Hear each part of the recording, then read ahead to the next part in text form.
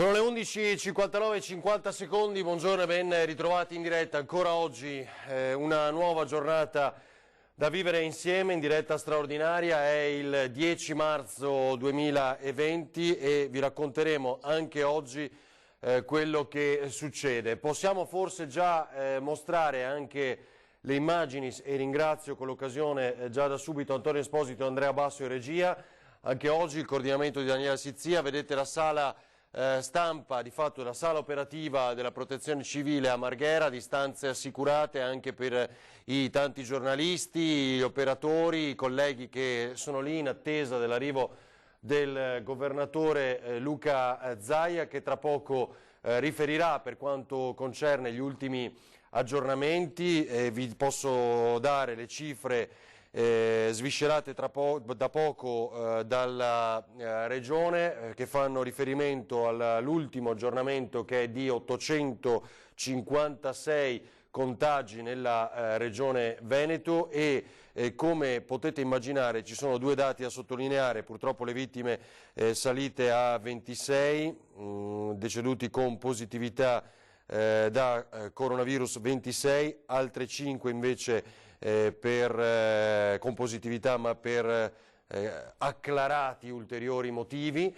E rispetto a ieri sera, quindi l'ultimo bollettino che era attorno alle 17, poi a noi è arrivato alle 19 circa, l'aumento dei casi è di 85 persone. Ieri lo stesso bollettino del mattino con 56 rispetto alla sera prima. Dunque stiamo vivendo, speriamo sia questo il picco, ma una recrudescenza evidente ormai a tutti. Stanno aumentando e di molto i casi di contagio nella nostra regione. Poi sapete, è il primo giorno da questa mattina in vigore il nuovo decreto del Presidente del Consiglio dei Ministri. Tutta l'Italia è zona rossa, esattamente come quello che abbiamo vissuto in 48 ore per Padova, Treviso, Venezia, l'intera Lombardia, 14 province nel nostro paese. Da ieri tutta l'Italia è zona rossa. Abbiamo seguito in diretta la conferenza stampa del Presidente del Consiglio, Giuseppe Conte, che ha annunciato questi ulteriori interventi che riguardano appunto l'intero paese fino al 3 aprile. Cosa cambia?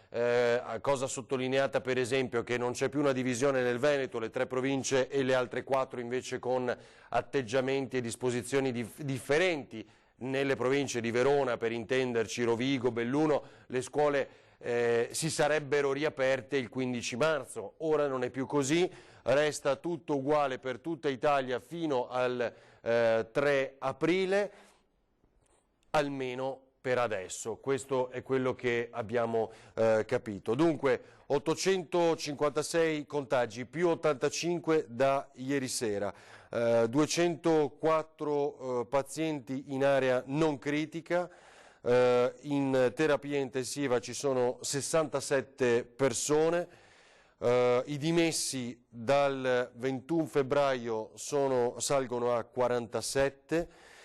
E a Belluno si registrano 2 casi in più, 29 persone, a Padova su 207 ci sono 21 casi in più, a Rovigo 10 persone con 4 casi in più, a Treviso 158 contagi più 16, a Venezia 152 più 7, a Verona 96 più 9, a Vicenza 73 più 17, il cluster di Vo 89 più 1, Lombardia afferenti diciamo, a spostamenti dalla Lombardia 5, da assegnazione in corso 37 con 8 casi in aumento. Ospedale di Treviso 13 persone decedute, il totale è questo. L'ospedale Vittorio Veneto 1, a Castelfranco 4, all'ospedale di Venezia 1, all'ospedale di Chioggia 1, all'ospedale di Schiavonia 1, all'ospedale dell'azienda universitaria di Padova 3, all'ospedale Borgo Roma di Verona 2. Questa è la situazione, vi ricordo un totale di 26 vittime. Quando riuscirò a usare anche il computer mi fate sapere, vi prego, perché dobbiamo aggiornare in diretta. Aspettiamo l'arrivo dei tecnici, vediamo ancora la sala operativa della Protezione Civile, e tra poco ci collegheremo con Ilaria Marchiori e Paola Barbato, che sono lì sul posto. Volevo, prima di tornare alla tabella, farvi sentire due brevi interventi di Giuseppe Conte, quindi il Premier, ieri sera, e poi torneremo anche alla lunga intervista che il professor Giorgio Palua ha rilasciato nei nostri studi ieri sera, toccando tutti i punti importanti, fondamentali, e quindi rispondendo anche alle domande dei telespettatori da casa tramite SMS, quindi tra poco sentiremo anche lui. Non c'è più tempo. Giuseppe Conte, Presidente del Consiglio, in diretta ieri sera quando ha annunciato l'Italia diventa zona rossa. Siamo ben consapevoli di quanto sia difficile cambiare tutte le nostre abitudini. Io stesso lo sto sperimentando per me. Ho la massima comprensione quindi da questo punto di vista per tutti gli italiani. Capisco le famiglie, i giovani che nel tempo libero sono soliti andare nei centri commerciali, frequentare i propri coetanei, riempire i bar, ritrovarsi a gustare un aperitivo, un momento di socialità. Sono abitudini che ragionevolmente con il tempo, alla luce delle nostre raccomandazioni, potranno essere modificate e anche adattate alle nuove esigenze. Ma purtroppo tempo non ce n'è. I numeri ci dicono che stiamo avendo una crescita importante dei contagi, delle persone ricoverate in terapia intensiva e subintensiva e anche, ahimè, delle persone decedute. In particolare ai loro cari va tutta la vicinanza nostra del Governo e penso di poter interpretare di tutti gli italiani. Le nostre abitudini quindi vanno cambiate ora. Dobbiamo rinunciare tutti a qualcosa per il bene dell'Italia. Così il Premier Giuseppe Conte, la prima parte, ma farei sentire subito la seconda, mentre vedete si stanno preparando nella sala operativa. Scusami Tony, riusciamo a far vedere subito velocissimamente, solo qualche istante, perché pochissimo, c'è già il portavoce del governatore Luca Zaia, Carlo Parmeggiani, accomodato lì alla sinistra del vostro schermo col maglioncino azzurro, quindi sta per arrivare il governatore. Altro brano dell'intervento di ieri sera del Presidente del Consiglio Conte, quando spiega "io resto a casa".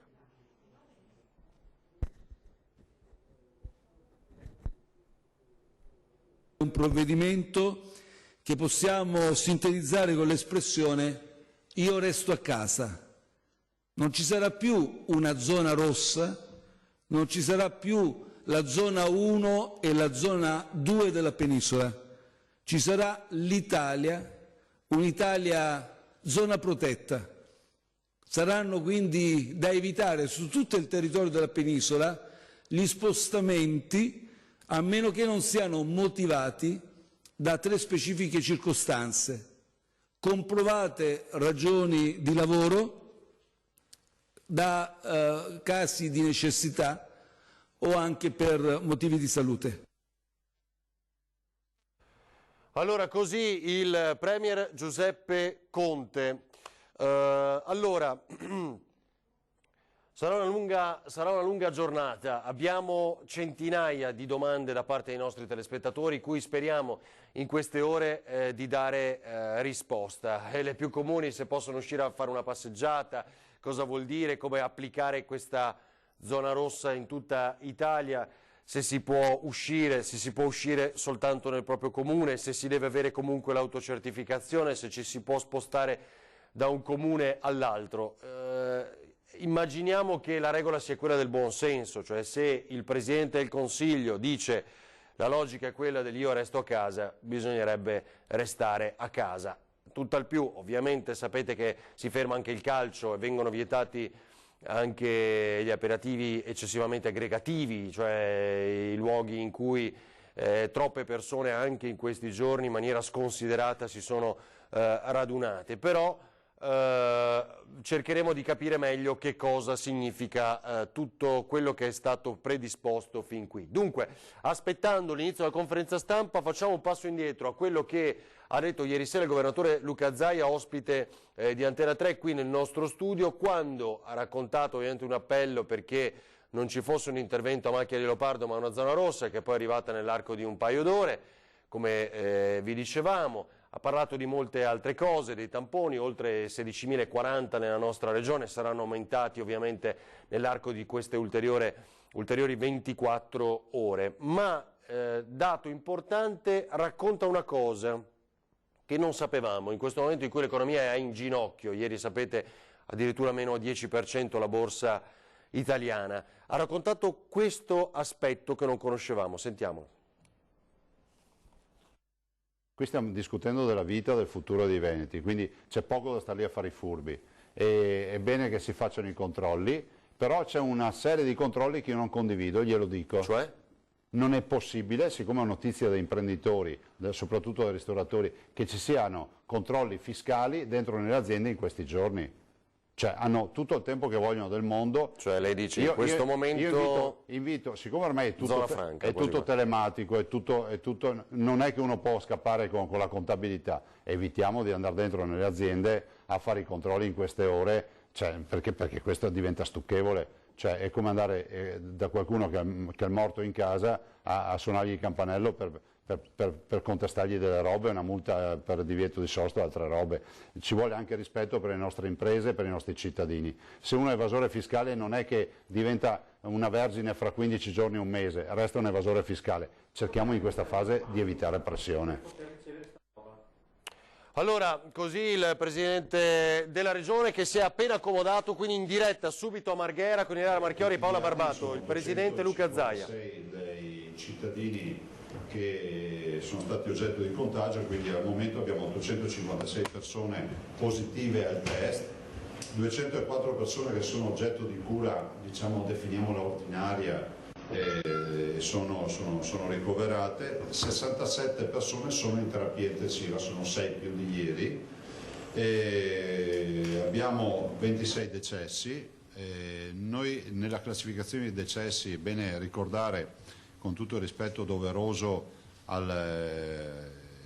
quando si parla appunto di persone che hanno perso la vita, vi ricordo che noi nella comunicazione diciamo decessi con il coronavirus, perché poi c'è un tema di validazione di decessi da parte dell'Istituto Superiore della Sanità e dell'Organizzazione Mondiale della Sanità, perché poi questi dati entrano nelle tabelle ufficiali mondiali, per cui è giusto che ci sia una validazione, visto e considerato che parecchi, diciamo la gran parte dei pazienti, dei 26 pazienti che sono deceduti, avevano patologie pregresse, avevano quadri clinici complessi e per questo motivo appunto è giusto fare questa considerazione. Non è che vi dà fastidio questo? Un pochettino? No, più che altro sono senza voce. Allora cerco di sforzarmi. Prime considerazioni. La prima, oggi c'è una novità, che è quella finalmente è stato pubblicato il decreto. Voi sapete che abbiamo seguito il lavoro e fatto anche la nostra parte, lo diciamo, insomma sono gli atti ufficiali, anche se poi sempre qualcuno non se ne accorge o ha poca memoria storica. C'è un decreto che oggi è pubblicato e quindi è ufficiale. È il decreto che attendevamo, che è stato approvato qualche giorno fa, la scorsa settimana, e l'articolo 7 ha un articolo importante che è quello della possibilità di far lavorare tutti i sanitari, ma non solo, anche diciamo, i dipendenti per i servizi essenziali che sono stati oggetto di contatto con persona positiva ma hanno un tampone negativo e sono asintomatici.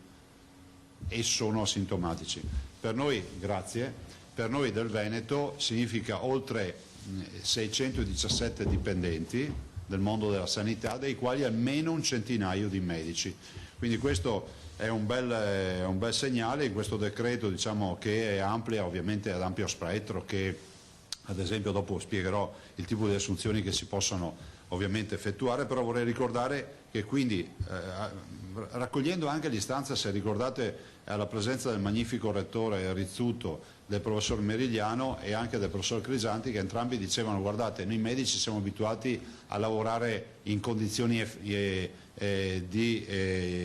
infettive, siamo abituati a usare tutti i DPI e quindi tutte le protezioni, quindi vogliamo fare i medici, e pensare che un medico stia a casa, sia obbligato a stare a casa in isolamento fiduciario con un tampone negativo e ovviamente ad asintomatico non rientra nella filosofia del medico.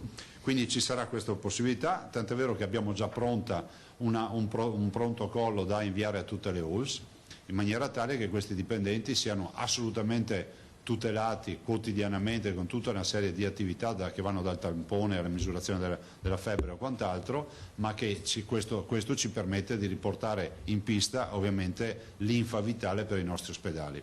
Questo vale anche per i medici di base, vi ricordo, perché in alcuni casi ovviamente dove non ci sono le medicine di gruppo abbiamo visto chiudere ambulatori.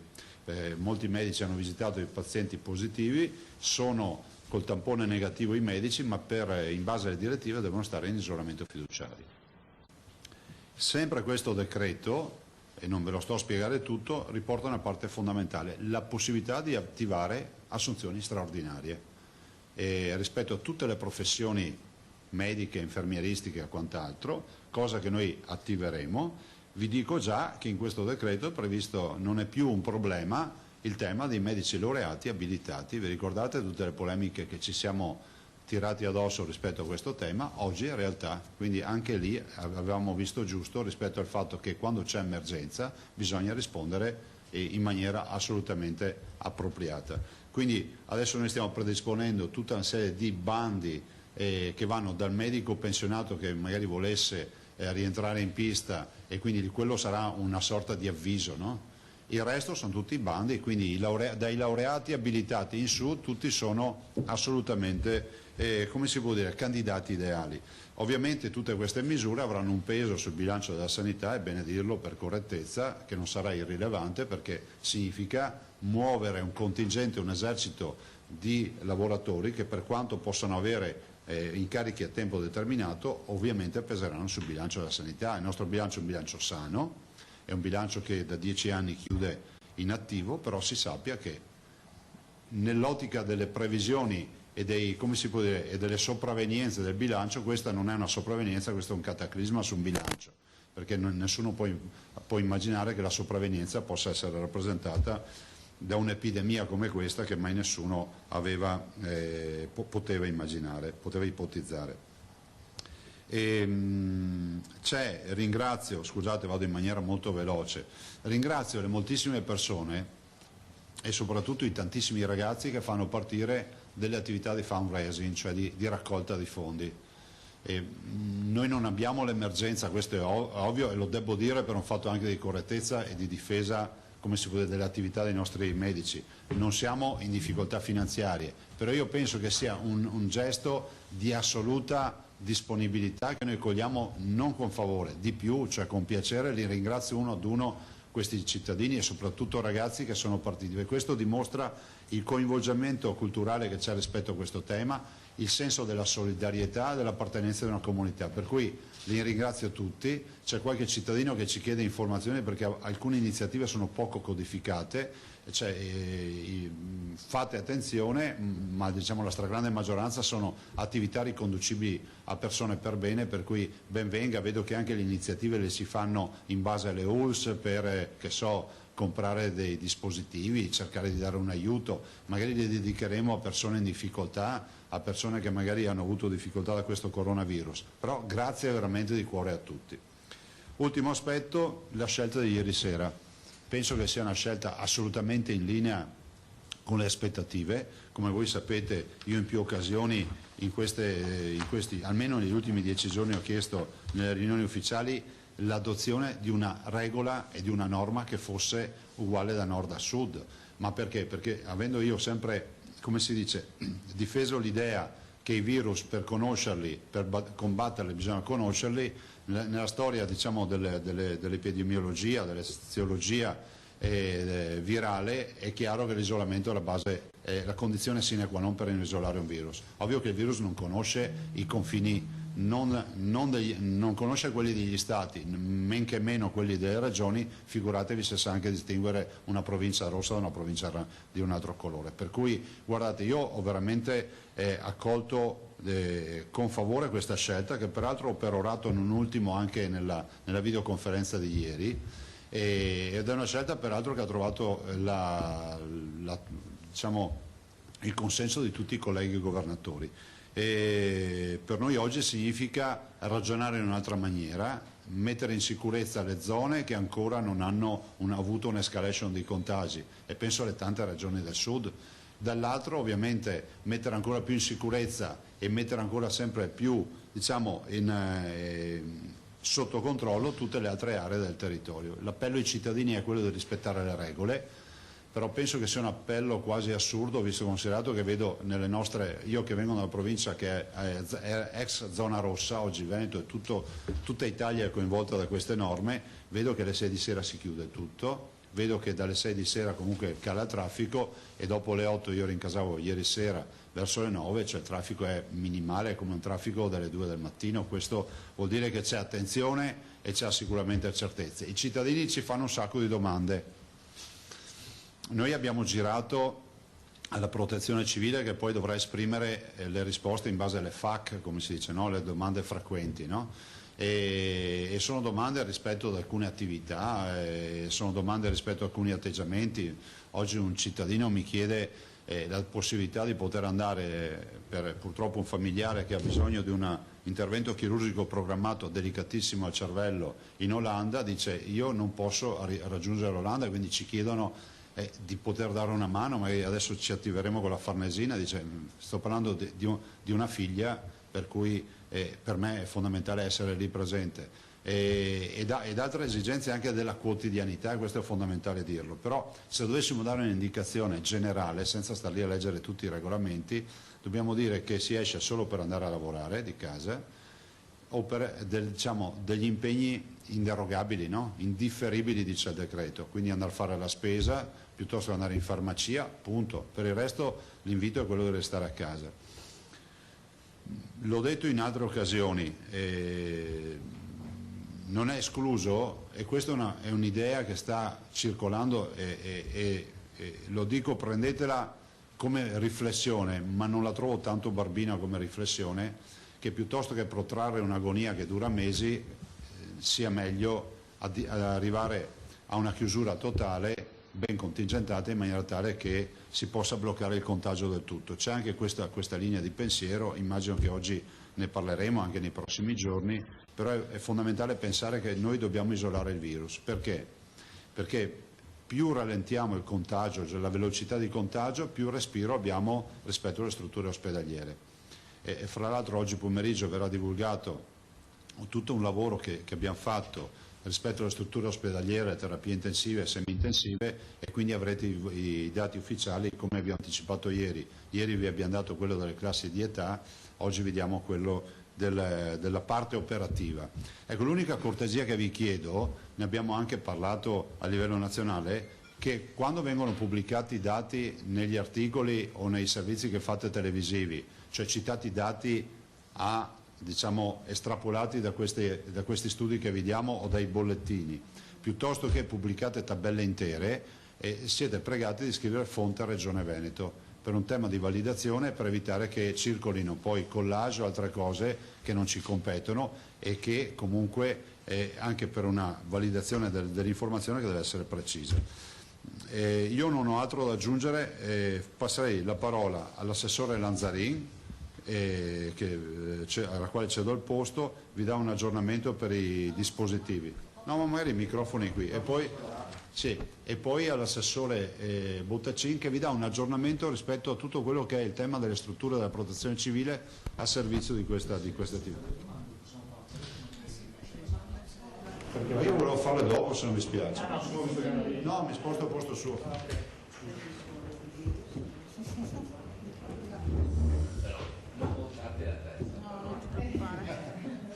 Allora, per quanto riguarda i dispositivi, sapete che noi continuiamo giornalmente a fare ordinativi tramite Azienda Zero proprio per dare tutti i DPI necessari a tutte le strutture. Ieri sono arrivate 45.000 mascherine, mi hanno detto, e sono già state distribuite. Ne sono in arrivo oggi 200.000, sono appena state sdoganate a Genova e quindi arriveranno oggi e verranno distribuite. Poi c'è l'ordinativo delle 500.000, insomma, su cui le stiamo seguendo. Come dispositivi sicuramente sappiamo, per quanto riguarda la mascherina, la grande necessità che abbiamo. Sapete che noi insomma forniamo le aziende ospedaliere, i medici di medicina generali, ma anche le strutture per anziani, quindi i centri sociosanitari, perché sapete, insomma, ne abbiamo parlato sempre, sono molto importanti perché essendoci una popolazione molto anziana sono sicuramente dei ricettacoli molto importanti, per cui anche lì insomma stiamo provvedendo per quanto riguarda i centri per anziani, per quanto riguarda appunto tutti i DPI. Prima il Presidente diceva appunto ringraziamento ai giovani che si stanno mettendo a disposizione. Io, siccome mi è stato segnalato questo, ringraziamento ai tanti giovani che stanno cercando di dare soccorso agli anziani che sono a casa in isolamento, portando la spesa e quant'altro, e credo che sia un bel esempio di responsabilità ma anche di senso civico e di partecipazione, insomma, e quindi è giusto sottolinearlo, insomma, visto che parliamo sempre anche dei giovani e dell'apporto positivo che possono dare anche in questo caso, come in altre calamità abbiamo visto, insomma, che sono presenti e rispondono sempre alla chiamata.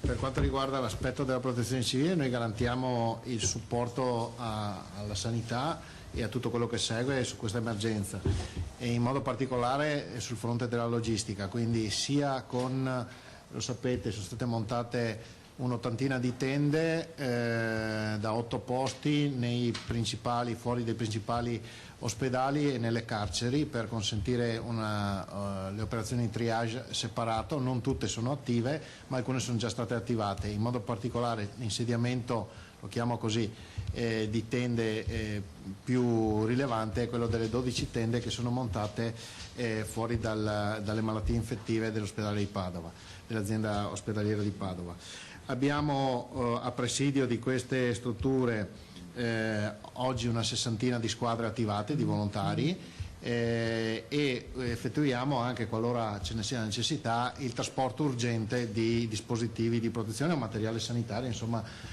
quello che serve. Abbiamo dato la disponibilità anche come sistema di protezione civile al supporto a quello che diceva, che già viene fatto da ragazzi, giovani, volontari a titolo personale, anche per il supporto a eventuali situazioni di persone che sono in quarantena, quindi per portargli il materiale eccetera, qualora fosse necessario. Chiudo ringraziando tutto il mondo del volontariato, ovviamente non dimenticando i sanitari, i medici, gli infermieri, gli OSS e le forze dell'ordine, però ricordo che anche i volontari della protezione civile sono sul campo e lo fanno a titolo gratuito, quindi veramente un ringraziamento di cuore. Grazie. Adesso dà fastidio? Perché ho girato la cassa, perfetto. Sì, grazie. Volevo aggiungere rispetto a quello che hanno detto gli assessori, li ringrazio per il lavoro. Noi tutte le mattine abbiamo la videoconferenza alle 9, che è una videoconferenza importante, anche perché si parla di temi operativi, non solo di protezione civile, ma di sanità, insomma, quindi ci troviamo qui tutte le mattine alle 9. Poi da ieri, perché forse qualcuno non l'ha ancora capito, solo da ieri c'è ogni giorno una videoconferenza con il governo.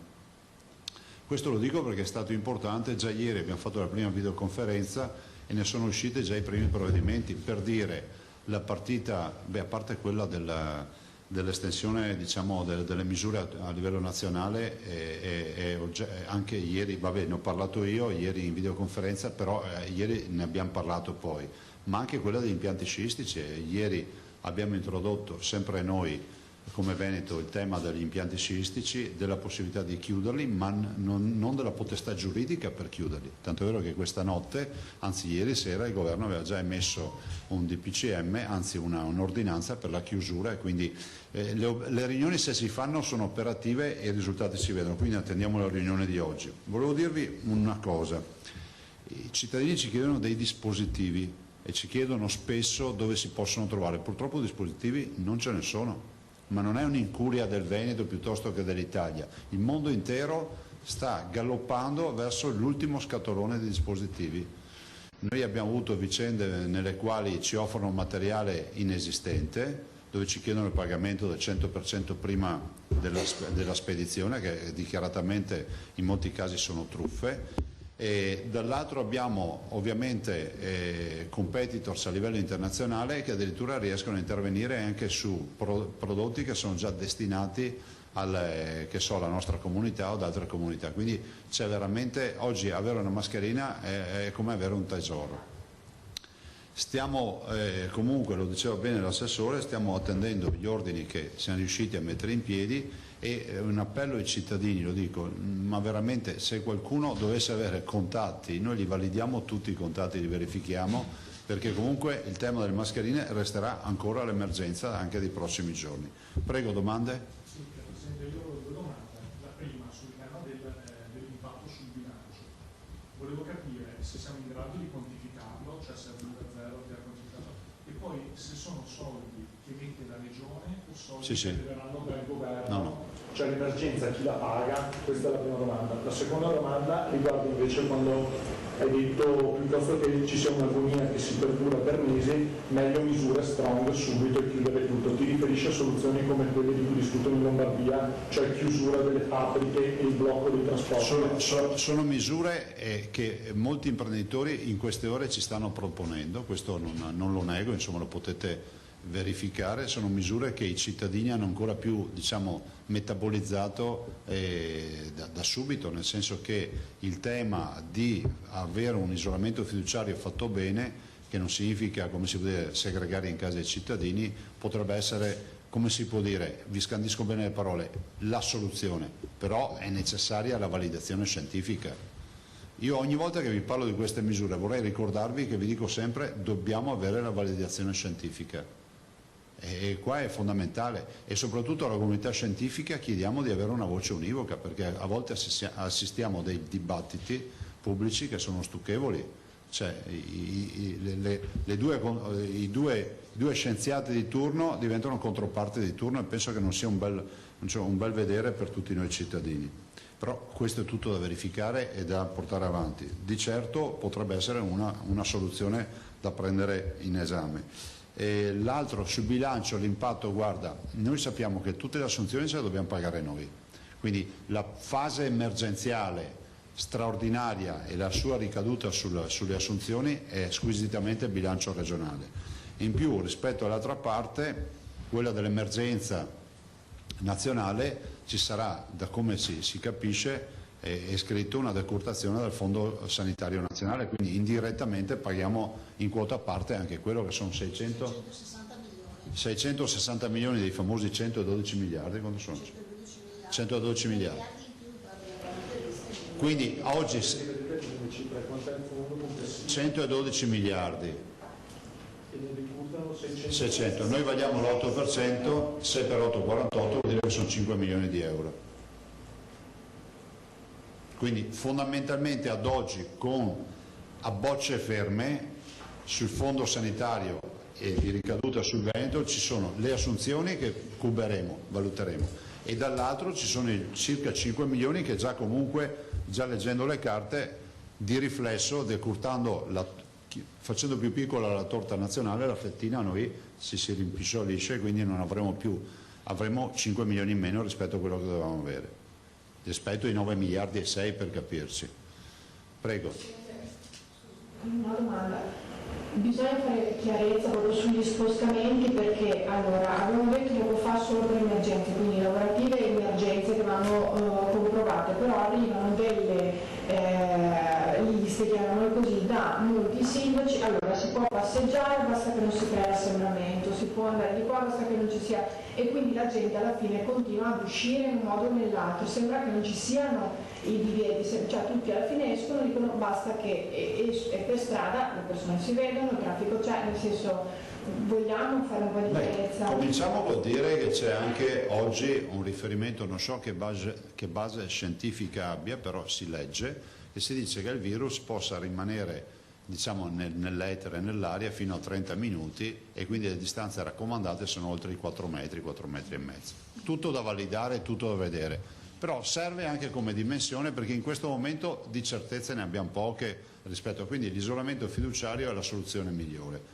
Dopodiché noi non rispondiamo per un provvedimento che non abbiamo scritto noi, questo è un DPCM e quindi è governo italiano ed è giusto che tramite le strutture del governo che sono le prefetture, perché così sono state, questa è la filiera di comando, la catena di comando, arrivino i quesiti da parte dei sindaci che vengono girati alla protezione civile che poi pubblica direttamente nel sito. Se voi andate nel sito della protezione civile trovate le domande frequenti e le risposte. Per cui oggi ai sindaci che sono in prima linea dico che l'uniformità passa attraverso, diciamo, la domanda alle prefetture che gireranno protezione civile e poi una risposta che diventa uguale per tutti, della serie al parco ci posso andare a passeggiare oppure no anche se sono da solo, punto di domanda.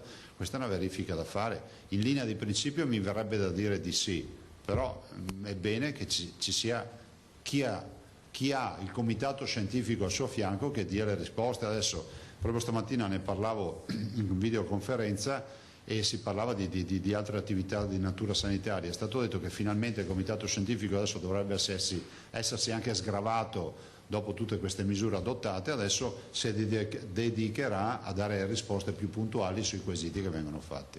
Però la catena, diciamo, di collegamento territorio-governo passa attraverso le prefetture, questo per una logica proprio per evitare di fare confusione. Anche noi inviamo scusami Filippo, anche noi mandiamo i quesiti utilizzando questa filiera, noi non diamo interpretazioni, anche perché non possiamo darle le interpretazioni. Prego. Sì, ecco, magari un chiarimento sul discorso del personale che potrà tornare al lavoro, del nuovo personale, e poi una domanda sulle terapie intensive in attesa del vostro studio. Sì. Il ritorno al lavoro riguarderà, se ho capito bene, non soltanto personale della sanità. Tutti i dipendenti della sanità e pubblici che assolvono a servizi essenziali. 617 sono i dipendenti del mondo della sanità, oggi in isolamento fiduciario con tampone negativo, perché sono di più quelli in isolamento fiduciario. Però sono tutti dipendenti della sanità. Sì, dal medico, sono un centinaio di medici, agli amministrativi, agli infermieri, agli OS. Va bene. E per quanto riguarda invece le assunzioni? No, non ci sono i medici di base. Non ci sono i medici di base. Nel dato, ma nel decreto sì. Ecco, per quanto riguarda le assunzioni, ne abbiamo parlato tante volte, ma insomma dicevi che con la pubblicazione del decreto adesso si possono. Poi ve lo mandiamo il decreto. Vogliamo riquantificare magari anche, Manuela, se per quanto riguarda i bandi, cosa prevedi come primo passo?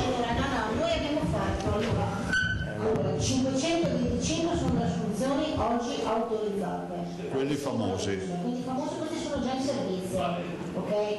Dopodiché oggi adesso l'azienda zero sta facendo una ricognizione e rispetto anche alle norme che ci sono in quel decreto possiamo assumere in deroga tutto, compresi, come diceva il Presidente, anche i dottori, i medici, laureati e abilitati, quindi possiamo anche andare a pescare su quella famosa selezione di 500, se vi ricordate abbiamo fatto quella verifica corso e che avevamo iniziato i corsi per il pronto soccorso, quindi adesso stiamo facendo la ricognizione con l'azienda zero complessiva e andremo quindi, se necessita di assumere, anche pescando da quei bandi là che erano già attivati. Ma non abbiamo un numero quanto. Ecco, l'altra cosa, dicevo, in attesa di vedere lo studio, il discorso terapie intensive. Sì.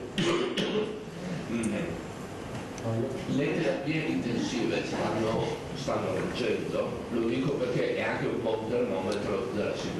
Sì, guardate, noi oggi diffonderemo anche dei numeri, assolutamente sì, in questo momento rispetto ai posti sì. Ovvio che poi c'è la pressione, diciamo, lavorativa, la fatica e psicologica, lo stress che poi nei nostri operatori, che ringrazio uno ad uno, c'è, ed è indubbio questo. Però insomma le terapie intensive ad oggi da noi tengono. Vi raccomando solo le comunicazioni su questi temi delicatissimi, di non offrire il fianco a psicosi o altre robe del genere. Questo dipende solo da voi. Comunque noi saremo lì puntualmente a verificare se quello che viene diffuso corrisponde alla realtà oppure no. Sì, perché ultimamente si deve sempre girare questa storia che si dice in molti ospedali, si parla della Lombardia in realtà, che c'è indicazione che gli over 60 anni non vengono neanche incubati per la precedenza, per i più giovani, eccetera, ed è una notizia che ovviamente io semina non No, guardi, io partecipo a tutte le riunioni, penso di essere l'unico che fa tutte le riunioni e non vengo smentito. C'è fra l'altro la cross che mi ricorda Bottacci. La cross è sostanzialmente il matching tra chi ha e chi non ha, è a livello nazionale, quindi a tutt'oggi l'obiettivo della cross nella riunione anche della mattina che si fa quando interviene il responsabile è quello di un responsabile che tiene il collegamento tra tutte le strutture ospedaliere, e se c'è un warning, c'è un allarme rispetto alla deficienza di strutture di terapia intensiva, si pone la distribuzione dei pazienti. Tant'è vero che ieri, per parlare di robe serie, non a volte di cretinate che si leggono, ieri abbiamo discusso di questo e noi abbiamo posto la questione di assoluta, l'ho anche detto peraltro forse ieri o l'altro ieri, abbiamo posto la questione di essere assolutamente disponibili a fare anche atto di solidarietà. Considerate che noi abbiamo come primo obiettivo quello di curare i nostri cittadini, però, e ve lo ricordo perché mi ricordo di averlo detto, abbiamo anche detto alla Cross: iniziamo dalle realtà non in zona rossa, non che hanno l'emergenza in casa, mi sembra logico, e il secondo presupposto non con il Covid, non con il coronavirus, ma con l'infartuato, con il politraumatizzato, l'ictus, eccetera, per evitare anche di spostare pazienti Covid, quindi coronavirus, che potrebbero magari portare dei ceppi mutati che noi oggi non conosciamo. Obiettivamente la stanza non è buia, ma è quasi buia, nel senso che il tema coronavirus è un tema, lo leggete anche voi quotidianamente, dove ogni giorno si scopre qualcosa di più. Quindi anche il tema delle mutazioni. A me non piace che ci sia qualcuno che fa sempre raffronto Veneto-Lombardia. Guardate, Lombardia sta vivendo una tragedia, tutta la nostra solidarietà, e ha un sistema sanitario organizzatissimo. Probabilmente c'è anche questo tema, che è quello magari di una mutazione. Proprio per questo è bene che ognuno si tenga il coronavirus, diciamo, che ha, ma ciò non toglie che c'è assoluta solidarietà. Presidente, professor Crisanti dell'Università di Padova aveva già appunto attaccato il governo per quanto riguarda appunto queste misure che secondo lui dovevano essere prese prima, e ha detto che adesso siamo in un'emergenza, ha proposto dei controlli, dei tamponi a tappeto. Secondo lei, su tutta la popolazione, secondo lei potrebbe essere, e se no in questo momento i tamponi vengono fatti solo alle persone tra virgolette sospette? Allora, le linee guida prevedono, ovviamente voi sapete cosa prevedono che il sintomatico e colui che ha il sintomatico, che ha ovviamente, partiamo dal primo presupposto, sintomatico che ha avuto contatti o che viene da zone infette eccetera, poi c'è il contatto col sintomatico, cioè lo vedete dall'altra parte del tavolo, cioè tutti coloro che hanno avuto contatti con la persona che è malata. Questo prevedo. Dopodiché il professor Crisanti sta lavorando a un progetto concordato con noi, è un progetto che purtroppo non riesce ad andare a testare 5 milioni di vendite, perché se riuscissimo a testare 60 milioni di italiani facciamo come a Vo, isoliamo i positivi, che spesso i più insidiosi sono i positivi asintomatici, perché diffondono il virus e non hanno neanche il raffreddore, e avremmo risolto il problema, non serve neanche stare qui a fare riunioni eccetera. Allora con il professor Crisanti c'è un progetto che spero, guarda, ci siamo sentiti tutto il fine settimana, lui a Londra, rientra oggi o domani, e ha lavorato sulla base di ragionamenti che abbiamo fatto. Abbiamo un progetto che comunque vuole essere un po' più radicale e diffuso sul territorio, però ve lo presenteremo nei prossimi giorni e in maniera dettagliata, anche perché prevede anche tutta un'organizzazione che non prescinde dal fatto che conosciamo la situazione di Vo e non prescinde da quello che abbiamo fatto a Vo. Posso dirvi questo per adesso. Sì, la domanda era appunto anche per tranquillizzare appunto queste misure restrittive, magari le persone da casa si aspettano, non so, corriamo in ospedale, andiamo a fare il tampone. No, le indicazioni sono sempre quelle di sentire al telefono il medico di base, non andare dal medico direttamente, telefonare. Il medico di base conosce il proprio paziente, meglio del 118 o chi altri, dà delle prime indicazioni, chiederà l'eventuale isolamento con la sorveglianza, vuol dire sta in casa e se sentimo, tradotta in veneto, potrà prescrivere dei farmaci e grazie a un elemento al quale voi non rendete mai giustizia, noi ci siamo presi vagonate di insulti 2 o 3 anni fa perché abbiamo dematerializzato la ricetta, ci abbiamo tolto la ricetta di carta. Oggi il nostro medico, a differenza di altre parti d'Italia, prescrive i farmaci, ne parla al telefono col paziente e gli dice vai nella tua farmacia e trovi i farmaci, non serve che vieni da me. E questo da un punto di vista epidemiologico è una roba straordinaria. Io sentivo il presidente dei medici di base italiani, Silvestro, non mi ricordo come si chiama il cognome, che diceva in TV nazionale, diceva perché i nostri medici fanno un bel lavoro, sentono il paziente al telefono e poi per non avere il contatto lasciano la ricetta sul balcone dell'ambulatorio. Noi il balcone non ce l'abbiamo più, abbiamo il bancone della farmacia. Quindi cercate anche di valorizzarle ogni tanto ste robe, no? E non correre sempre dietro a quelli che sono sempre bastian contrari. Prego. Abbiamo, mi pare, chiarito tutti i punti sanitari. Sul tema economico, perché è un macello totale. Sì. Volevo capire, entro fine settimana probabilmente viene pubblicato il decreto. Palazzo Benedetto decreto. Ci sono delle richieste specifiche che tu puoi fare? Sì, ma guardate, anche qui c'è ormai anche, come si può dire, bibliografia e memoria su quello che abbiamo fatto e abbiamo detto. Vi ricordo che noi governatori dell'area rossa, quindi diciamo tutti assieme, in particolar modo noi tre, abbiamo redatto un documento che abbiamo presentato al Presidente del Consiglio dei Ministri. Io ero in videoconferenza per ovvi motivi come Bonaccini e Fontana e in quella riunione ci sono andati i famosi Cirio e C, poi che poi è accaduto il tema della positività del contatto, no? E lì abbiamo presentato tutta una serie di misure che vogliono intervenire subito, chiedono al governo di intervenire con questi ormai diventati sembra 7 miliardi e qualcosa, 7,6 se non ricordo male, direttamente per l'aiuto alle imprese, che sono da un lato la sospensione dei pagamenti.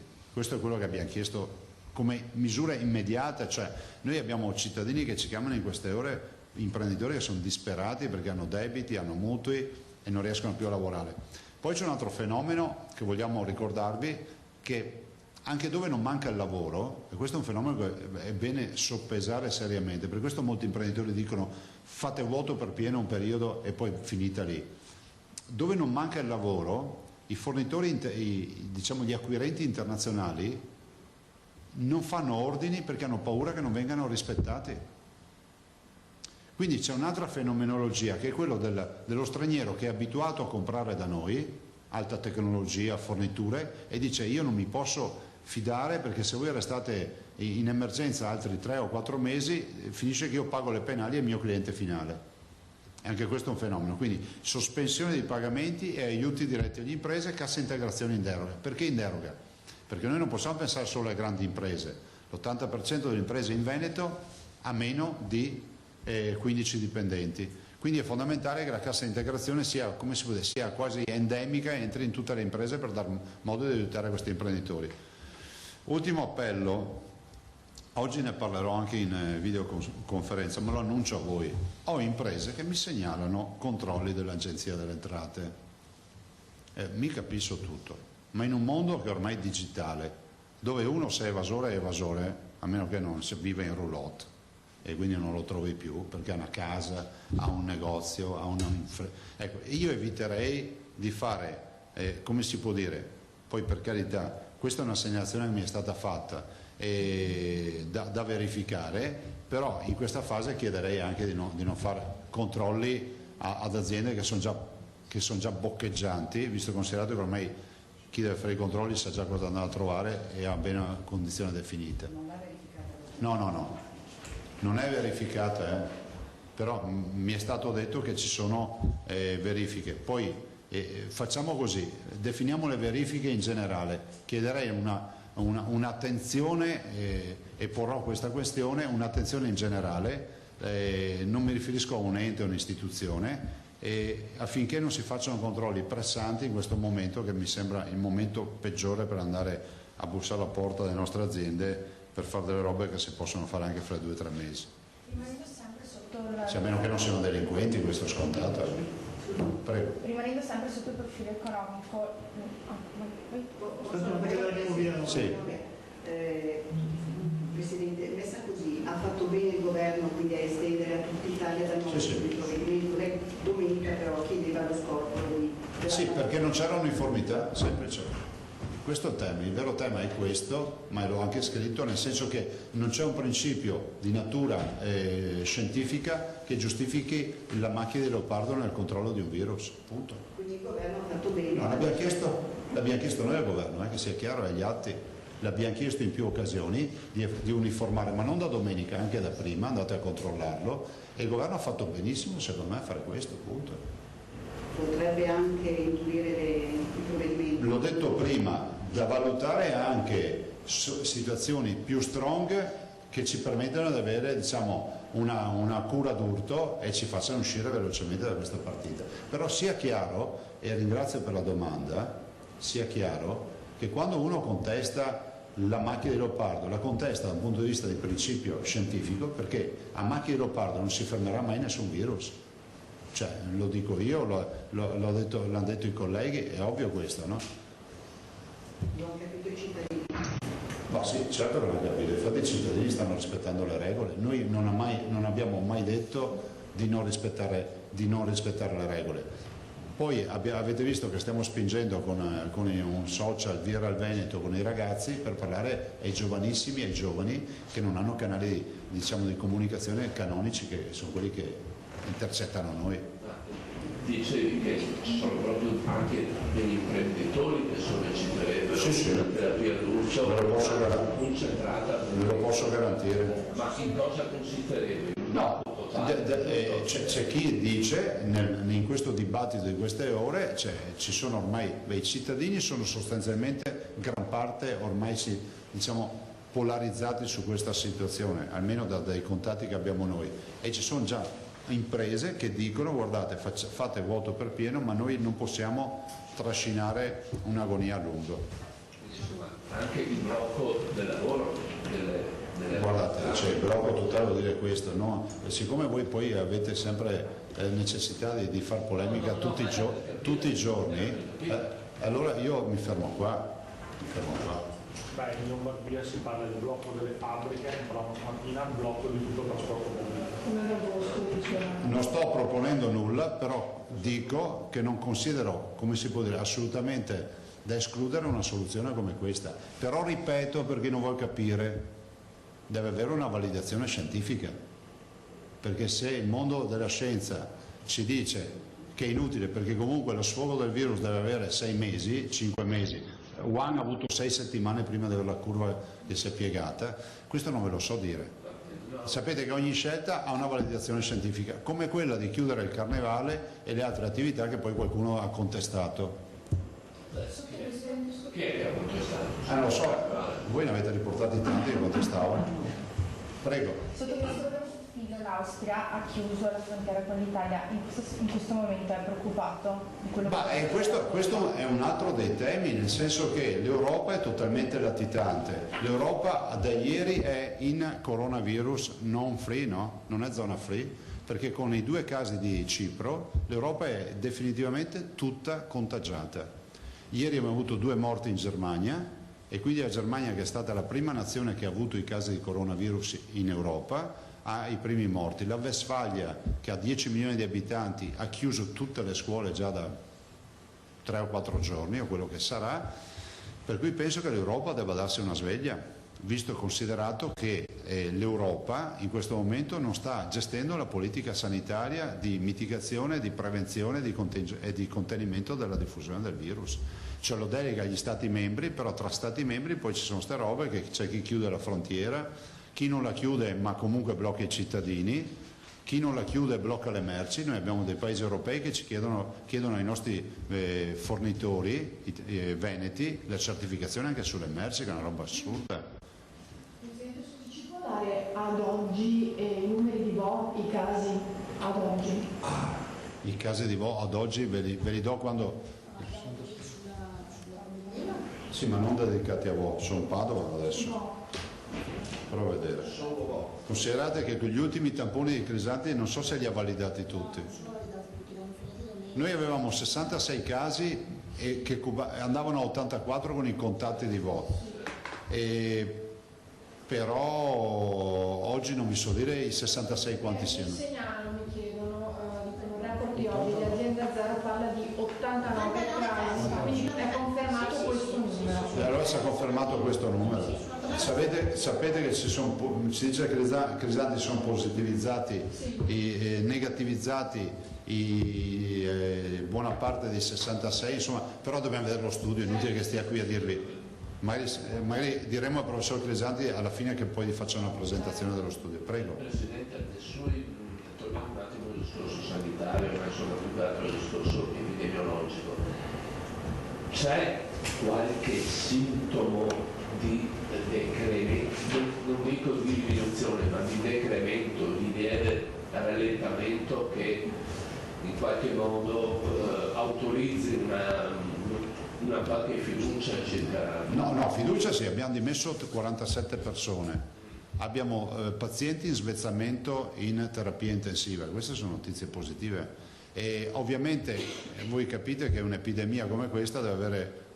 noi non siamo preoccupati del decorso, siamo preoccupati della velocità del decorso, perché se il decorso è abbastanza sostenibile noi riusciamo a non ingolfare gli ospedali. In questo momento non sono in emergenza come posti, però insomma l'attività, capite che noi abbiamo anche un'attività ordinaria che rischia di essere messa in seria discussione, questo è poco, ma che oggi si mantiene. Che oggi non c'è nessuna interruzione lezione. La Lombardia, sentivo oggi in videoconferenza, è già tutto interrotto, cioè fa solo le urgenze.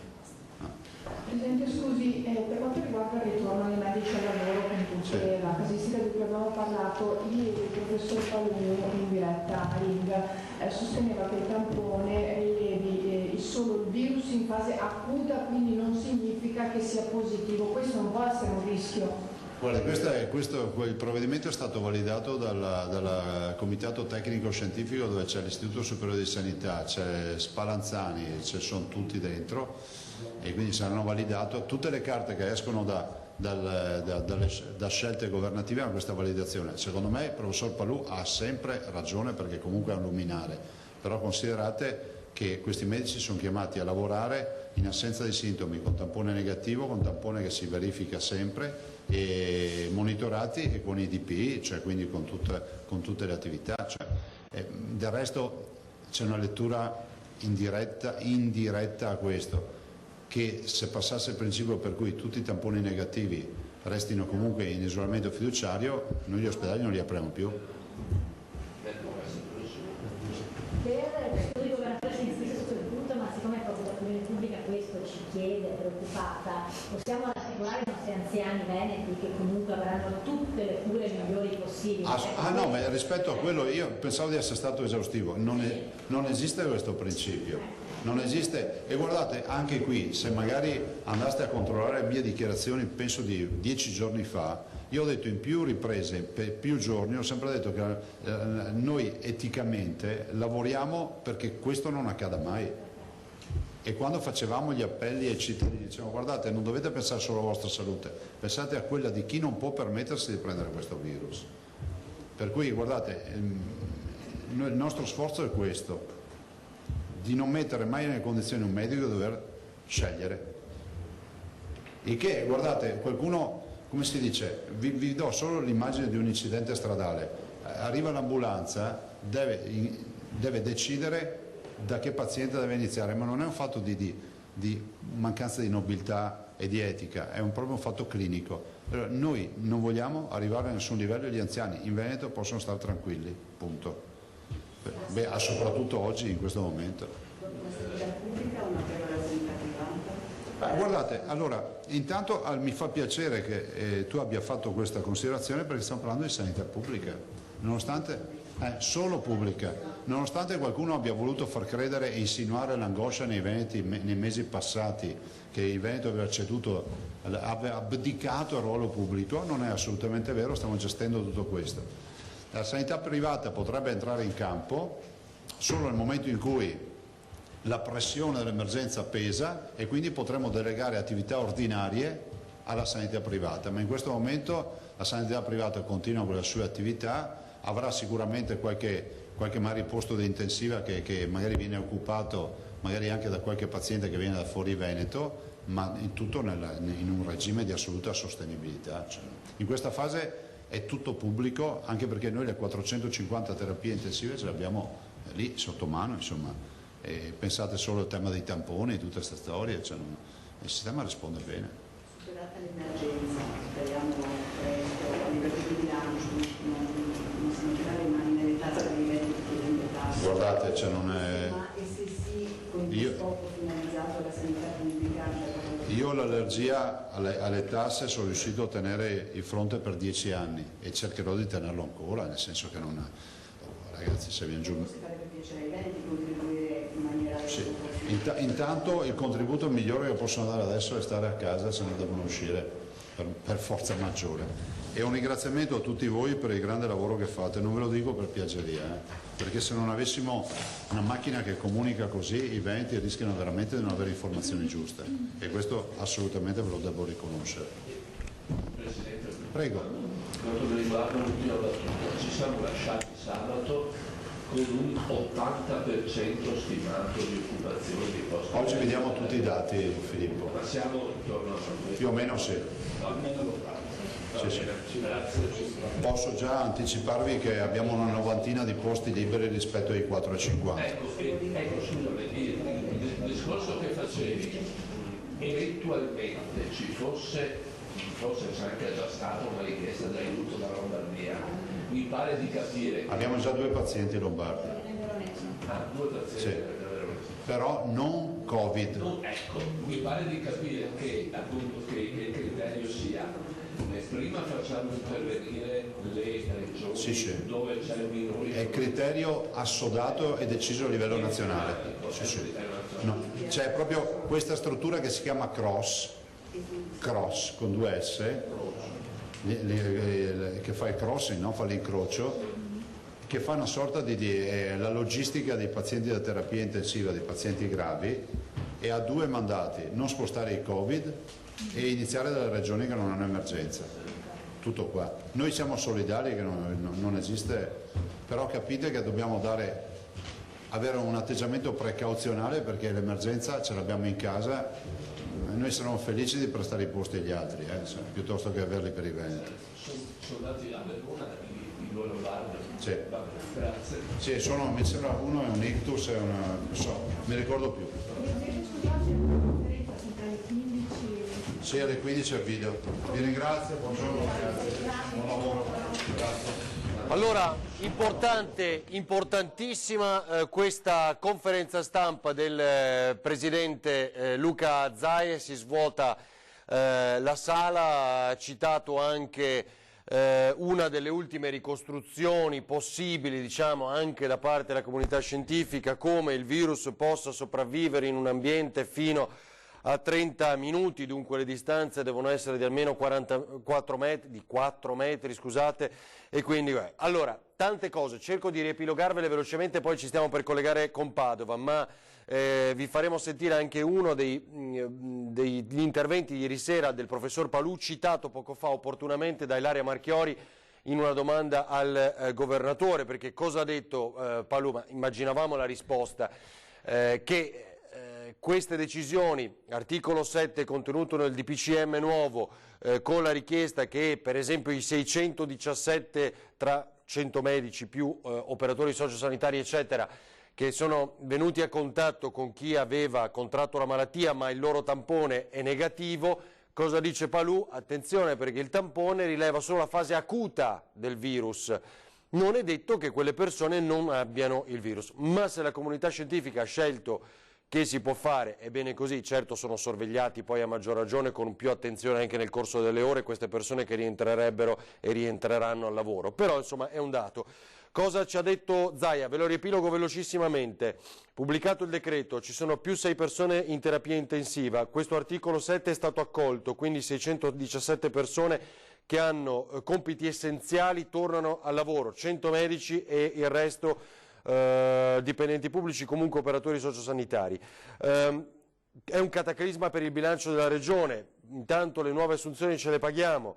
Grazie per le raccolte fondi, ha detto il governatore Zaia, però per ora il bilancio regge.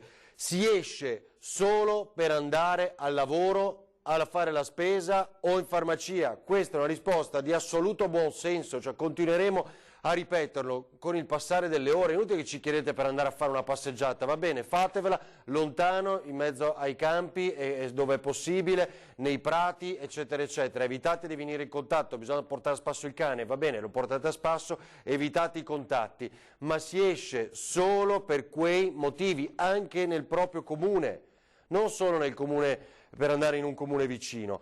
Lanzarini ha detto, l'assessore alla sanità, i dispositivi stanno arrivando, 45.000 mascherine già arrivate, oggi ne arrivano oltre 200.000, poi le 550.000, i volontari a disposizione, ha detto Bottacin, ogni giorno c'è la videoconferenza con il governo, ha ribadito poi Zaia alle 15 mi pare che sia, un rischio truffa addirittura ai danni della regione, cioè loro devono acquistare alcune cose, stanno arrivando proposte da posti più impensabili e attori più impensabili che pensano di truffare addirittura la regione Veneto, immaginate, quindi chi in questo momento deve gestire un'emergenza di questo tipo, ci sono i bastardi che in questo momento pensano di truffare addirittura la regione Veneto che deve, e così le altre regioni immaginiamo che devono affrontare un'emergenza come questa. Oltre a questo, addirittura competitor internazionali che riescono ad agire nella catena degli acquisti e quindi dirottare altrove gli acquisti che noi ci aspettiamo.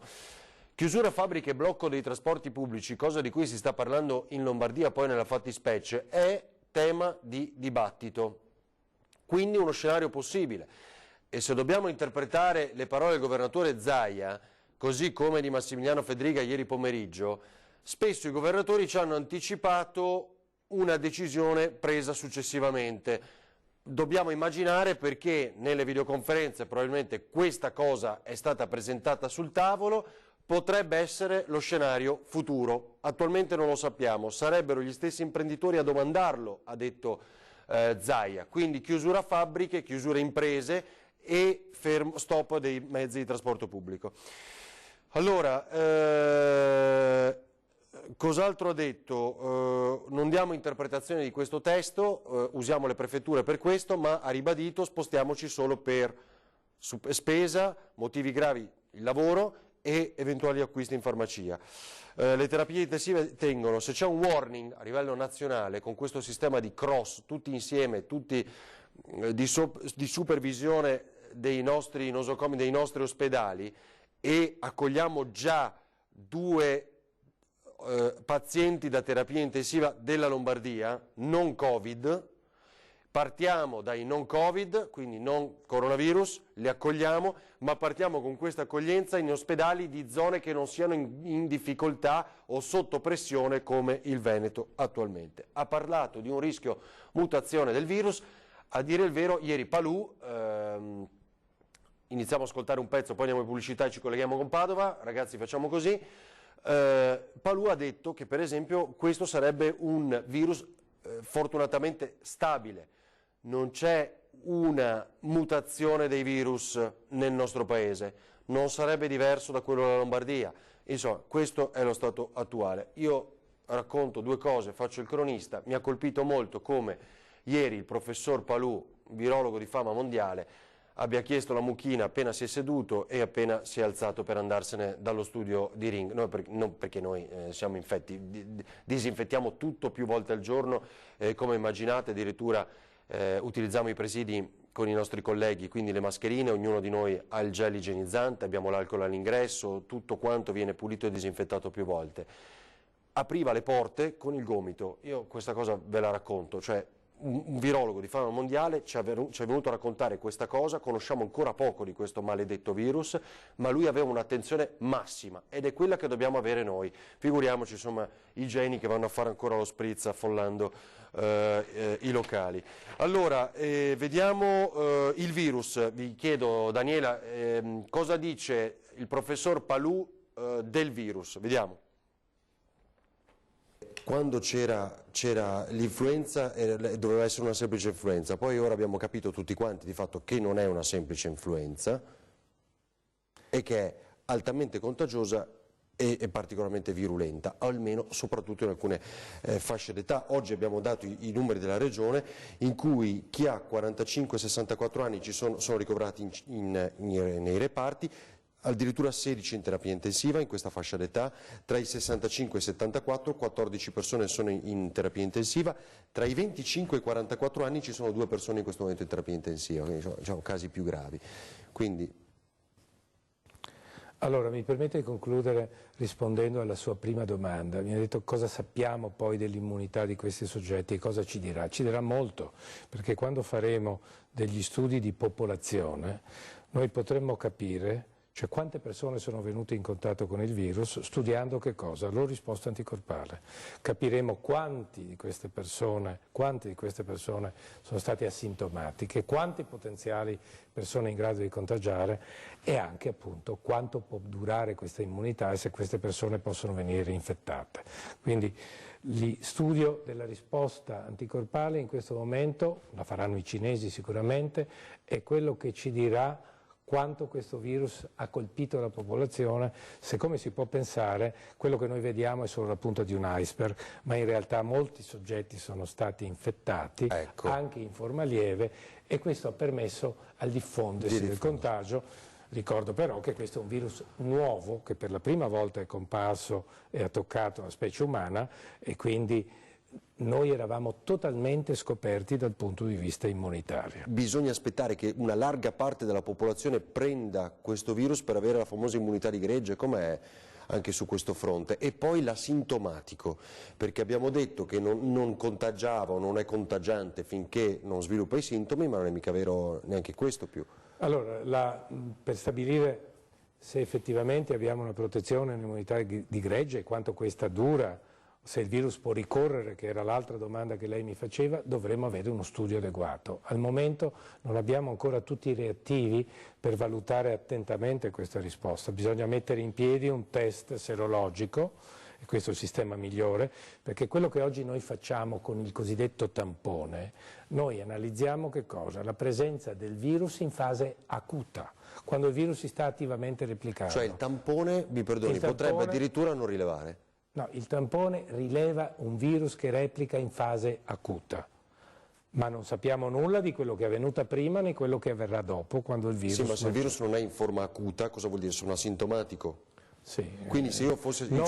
se in questo momento io non ho febbre, non ho tosse, non ho niente, mi facessero il tampone...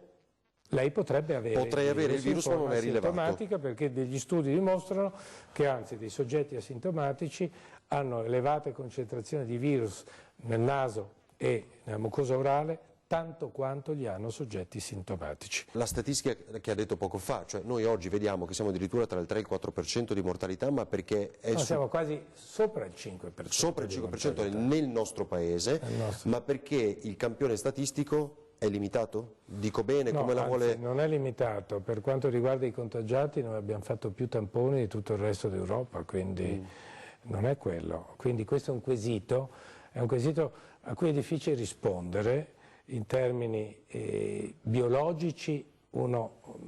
Faccio delle ipotesi. Abbiamo un virus diverso? Beh, i dati sperimentali direbbero di no. È molto simile al virus cinese, quello che ha dato origine all'epidemia. Cosa abbiamo? La risposta dell'ospite è diverso? Cioè, parliamo sull'ambito genetico, sappiamo che questo virus lega un recettore, si chiama ACE2, che è l'enzima di conversione dell'angiotensina 2. Beh, potremmo avere delle caratteristiche di popolazione diverse per cui un soggetto è più suscettibile. Io escluderei anche questa ipotesi, perché noi siamo così mescolati che non siamo una popolazione pura che ha una suscettibilità così diversa, poi la dovremo dimostrare anche per altri virus. La terza ipotesi quale può essere? Beh, forse quella più probabile è che noi abbiamo una popolazione molto anziana, siamo il secondo paese al mondo per persone anziane, e che quindi abbiamo selezionato come mortalità persone più anziane. Allora, così il professor Palù, che avete visto proprio in questo brano, citava quello che dicevamo poco fa. Volevo farvi vedere, abbiamo la pubblicità, andiamo subito poi a Padova. L'amico e collega Nicola Cesaro del Mattino posta questa foto poco fa. Giusto per essere concreti, al Ponte della Torre e così in molti altri punti della provincia questa mattina si denuncia e si sanziona, Padova, chi si sposta senza motivo, non si sta giocando, ne va della salute pubblica, ci si muove solo se necessario, se proprio non credete alla storia del virus almeno pensate al portafoglio, cioè come dire che scatta la multa. E questa è la foto per esempio di un controllo, è chiaro che a quel punto magari ci sarà l'autocertificazione da esibire, stessa autocertificazione che poi hanno anche in teoria gli uomini delle forze dell'ordine con sé, perché la possiate compilare anche al momento. Poi le verifiche comunque si faranno. Allora, pubblicità e torniamo in diretta con altri aggiornamenti, vi aspettiamo. –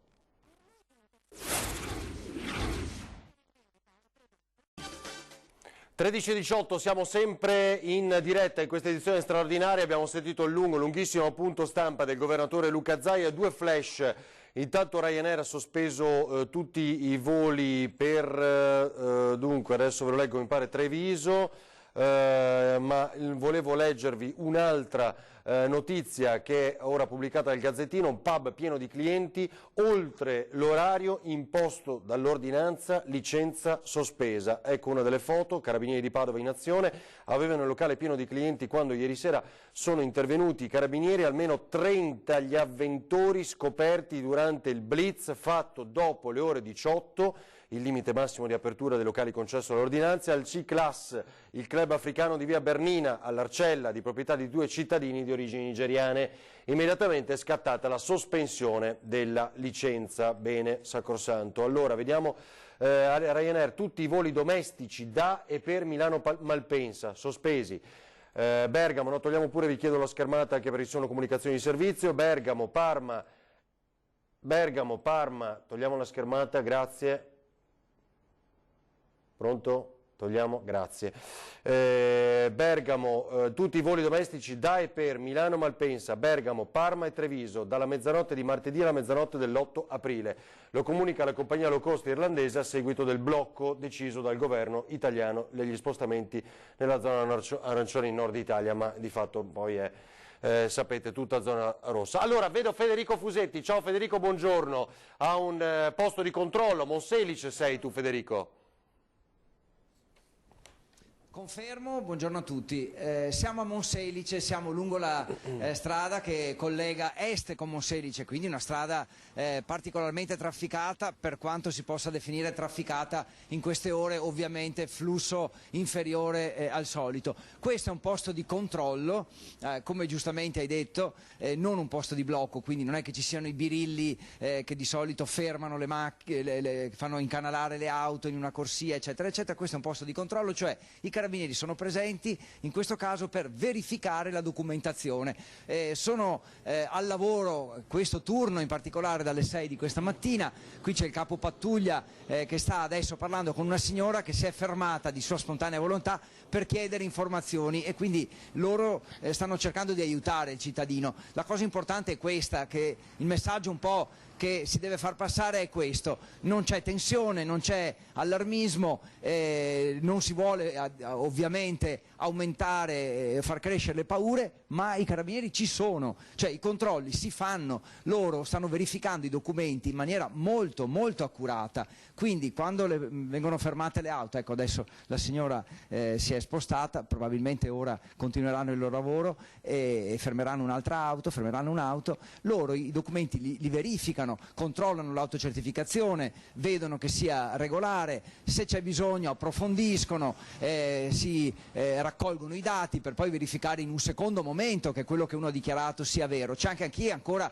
non è preparato, chiede informazioni, magari non ha il modulo aggiornato, perché ci facevano giustamente notare il modulo che girava fino a poche ore fa era quello che conteneva il Veneto e le 14 province. Adesso Federico, parliamo esatto. di tutta Italia, quindi il modulo deve essere di autocertificazione, deve essere leggermente modificato, ma avverrà nelle prossime ore, questo ovviamente ci vuole ancora un po' di tempo, ma il messaggio è quello insomma di un controllo accurato che c'è in vari punti della nostra regione. Questa mattina erano presenti o Polizia o Guardia di Finanza anche al casello di Vicenza Est, erano presenti a Tezze sul Brenta, nell'Alta Padovana, sappiamo che erano a Padova Est, sappiamo che erano nella zona dei Colli Euganei, quindi c'è comunque una serie di controlli. Ecco, qui adesso arriva un'auto e probabilmente viene fermata, eccola qui. Sì, Ferdinando. Ecco, vediamo, allora esatto, allora seguiamo ecco, questa operazione, stiamo pure non riprendiamo il conducente. con le immagini, esatto, né la targa né il conducente, ma i nostri colleghi sanno benissimo, quindi certo, scelgono una vettura, ma adesso chiedono il documento. Esatto. Scusa Adesso, Federico, ma una curiosità, se tu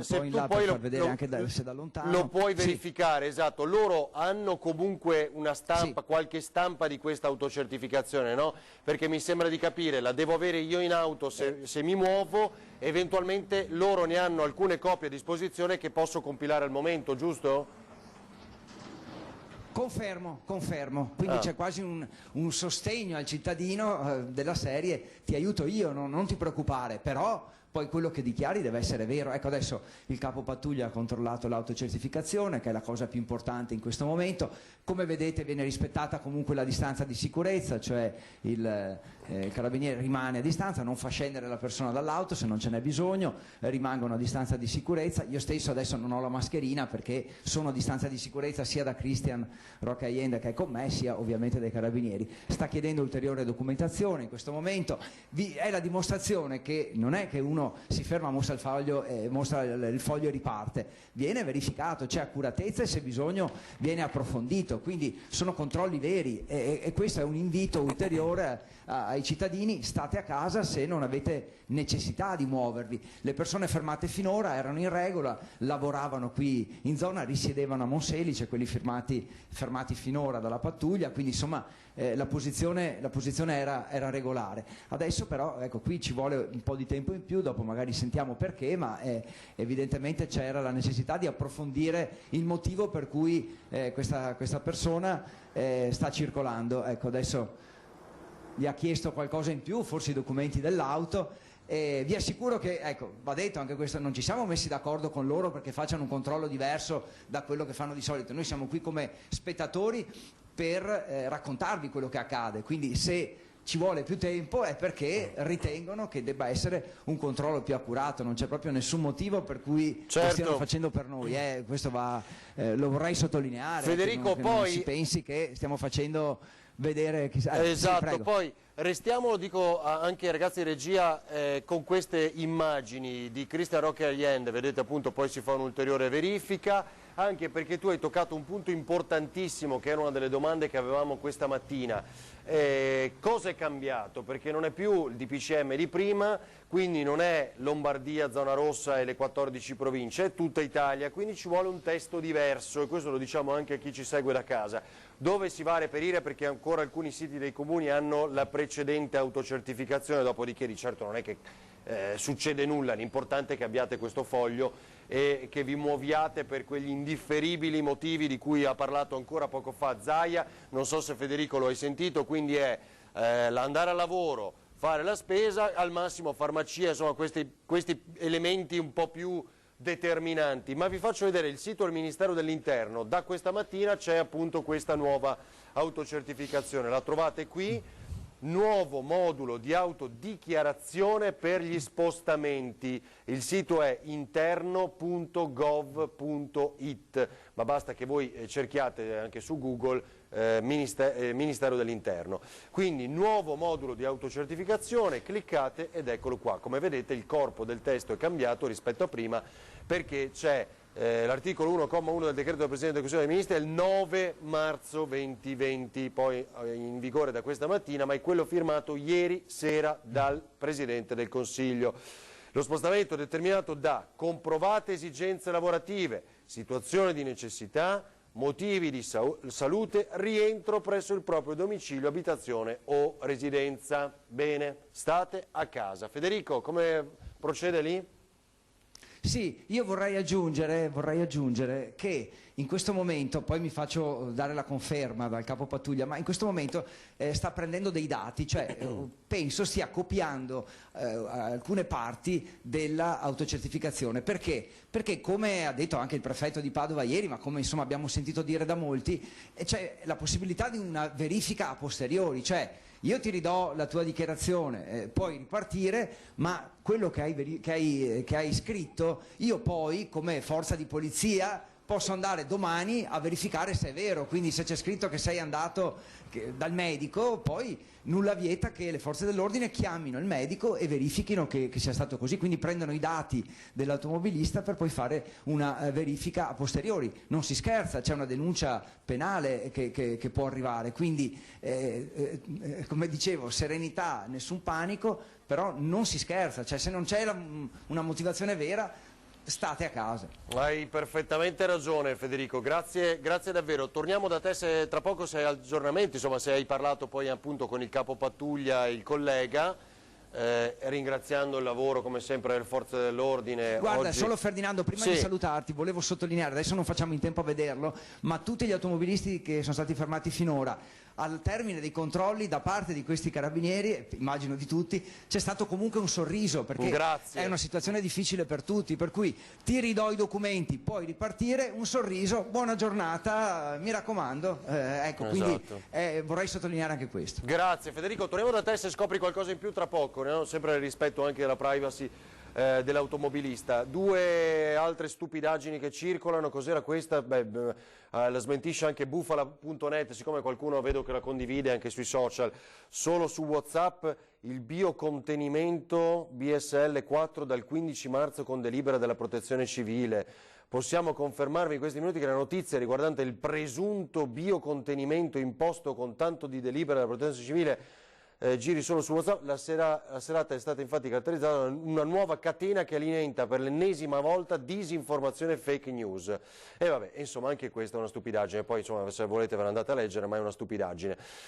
Questi casi di oggi non ho sottolineato a dovere quali sono le novità e sono principalmente queste, a parte il numero dei casi, vi ricordo 856 totali nella nostra regione, più 85 da ieri pomeriggio, più 85 casi di contagio da ieri pomeriggio, come le 26 vittime totali per le ultime ore si debbano registrare all'ospedale di Treviso, il cluster diciamo ULS 2 a Treviso, quindi 4 persone decedute a Treviso e una a Castelfranco, come vedete da schema, e lo ha chiesto anche il governatore Zaia, ma abbiamo sempre certificato e ricordato come siano solo fonti ufficiali e noi sfruttiamo le fonti ufficiali appunto della regione Veneto. Questo è il bollettino. Dunque, prima di tornare poi, se Federico appunto ha aggiornamenti, attendiamo ancora, volevo farvi sentire un altro brano di questa intervista di Palù, professor Palù, perché secondo me è molto interessante, una parte che fa riferimento... invece del contagio, magari ascolteremo il contagio anche dopo. Germania, Daniela, chiedo a Toni, ad Andrea e Italo Moravo, ecco grazie Italo, anche lui adesso è in regia, la parte in cui parla della Germania, perché cosa abbiamo capito? Allora, se il primo paziente in Europa appunto pare fosse questo manager tedesco in contatto con una persona, collega di lavoro cinese, si sa solo dopo settimane. E perché la Germania aveva pochi casi? Bisogna capire se qualcuno lì ha fatto il furbo nella segnalazione. Sentiamo il professor Palù. Mentre magari la Germania, la dico io, non so, ha nascosto i numeri?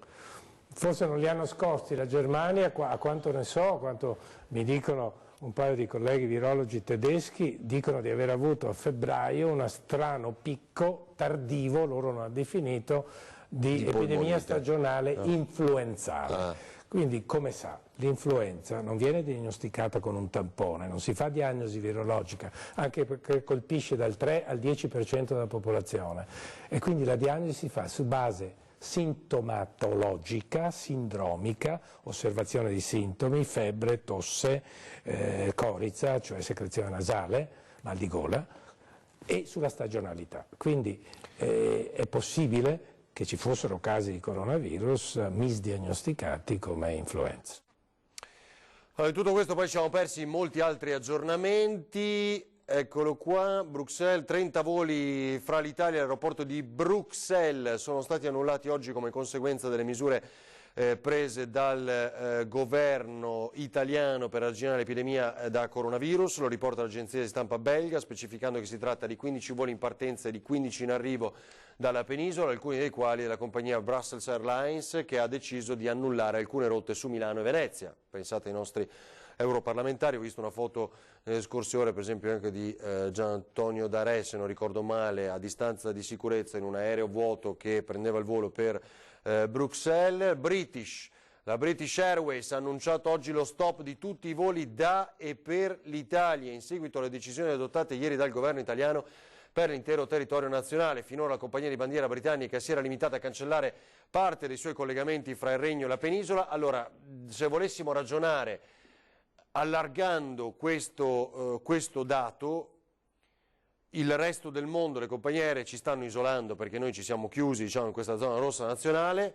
A quel punto, da qui a bloccare i trasporti pubblici, innanzitutto agli aeroporti, manca poco, perché di certo, se non per gravi motivi, possiamo spostarci da Venezia alla Sicilia, ma credo che in questo periodo pochi, questi giorni, almeno fino al 3 aprile, pochi lo faranno, se resterà fino solo al 3 aprile, solo per, diciamo, per modo di dire.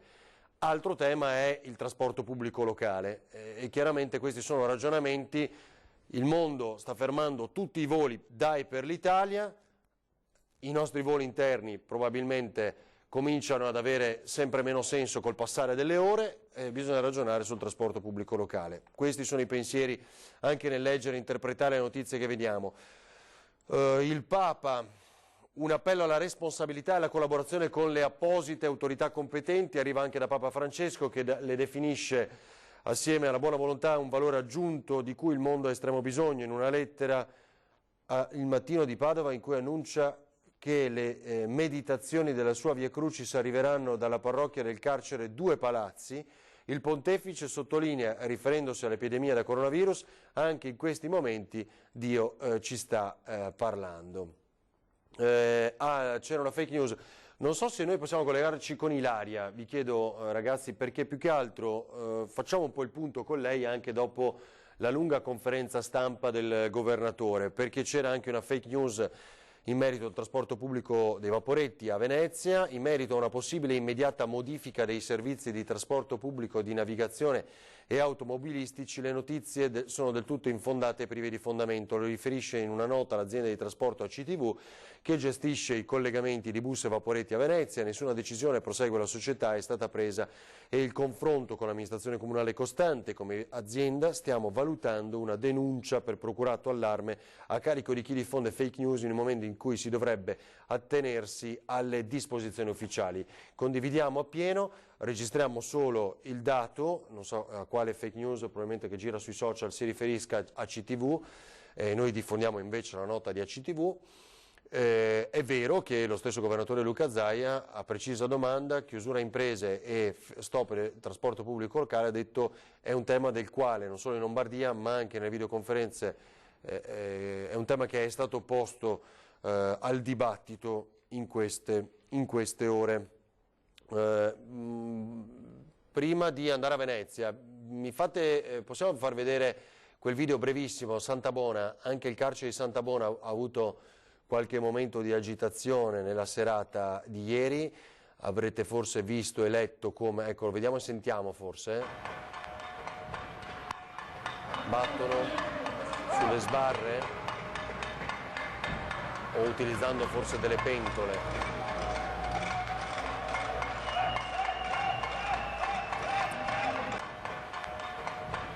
Così la protesta ieri sera al carcere Santa Buona a Treviso. Perché, e poi avete visto anche da ricostruzioni credo molto puntuali dei colleghi dei quotidiani nazionali, che 22 carceri all'improvviso comincino a manifestare, perché hanno certo preoccupazione, ma stanno arrivando 100.000 mascherine, ha detto Borrelli, anche per le carceri. Va bene, adesso lo vediamo. Nelle carceri italiane, perché c'è la preoccupazione delle distanze, carceri sovraffollate, quindi paura dell'epidemia da coronavirus anche all'interno degli istituti penitenziari. Poi molti danno un'altra ricostruzione, che è quella che alcuni boss all'interno abbiano dato il via a queste proteste perché non possono parlare con i propri parenti, e quindi parlare con i propri parenti per dare ulteriori indicazioni per gestire la malavita all'esterno, e questa è una chiara ricostruzione che ha una sua forte credibilità. Sentiamo Giorgio Brunello, presidente dell'Avis Veneto, che lancia un appello su questo, sulle donazioni. Sentiamo. In questa difficilissima situazione non sono state finora considerate le donazioni di sangue. Il coronavirus sta bloccando mezza Italia e probabilmente ne bloccherà l'altra mezza, però la donazione di sangue non è stata considerata e noi vediamo che siamo in calo importante. Già eravamo in calo a gennaio, a febbraio abbiamo visto una drastica riduzione delle donazioni, è considerato anche che alcuni centri di raccolta non erano aperti, vedi Schiavonia, e che adesso per fortuna stanno riaprendo. Adesso con il decreto dell'8 marzo di domenica ovviamente c'è una preoccupazione da parte dei donatori che non sanno se possono recarsi a donare, perché non è tra le 3 specifiche ovviamente esclusioni per la possibile mobilità, e quindi noi diciamo, stiamo chiedendo ovviamente al Ministero di inserire in modo esplicito anche la donazione di sangue tra le possibili ovviamente motivi per la mobilità, però andiamo a donare lo stesso, perché altrimenti rischiamo che quelle scorte minime che stanno scendendo sotto ovviamente sotto il minimo, rischiamo ovviamente di non riuscire più a garantire gli interventi che sono invece molto importanti. Quindi andate a donare con la tessera associativa e eventualmente anche la prenotazione, e se ovviamente domani qualcuno dovesse fare dei problemi ci saranno i vostri presidenti dei comunali, provinciali, regionali, io stesso, che potremo intervenire. Mi raccomando, ovviamente non diminuiamo la possibilità di garantire il dono agli ammalati. Buona donazione a tutti. Allora, vi mostro dai nostri colleghi di Tele4, ci segue anche tutto il Friuli Venezia Giulia, quindi su Antena 3, così come il Trentino Alto Adige. Guardate Piazza Unità, incredibile. È, sapete, la piazza più bella sul mare in Europa, e Piazza Unità a Trieste si presenta così, pochi minuti fa, in questa foto scattata dal sale del Consiglio Comunale, insomma dall'aula, immaginiamo qualche ufficio.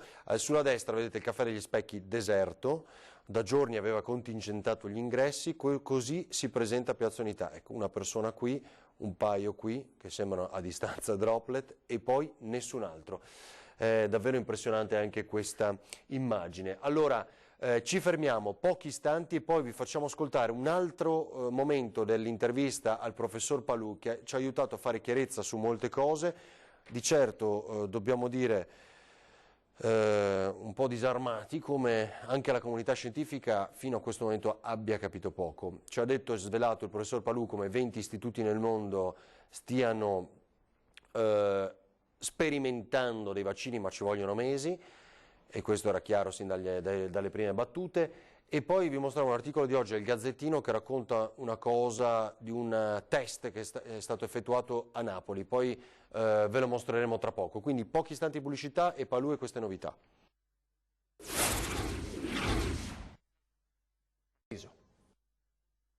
L'isolamento è la misura più efficace, come ha dimostrato lo studio dei cinesi.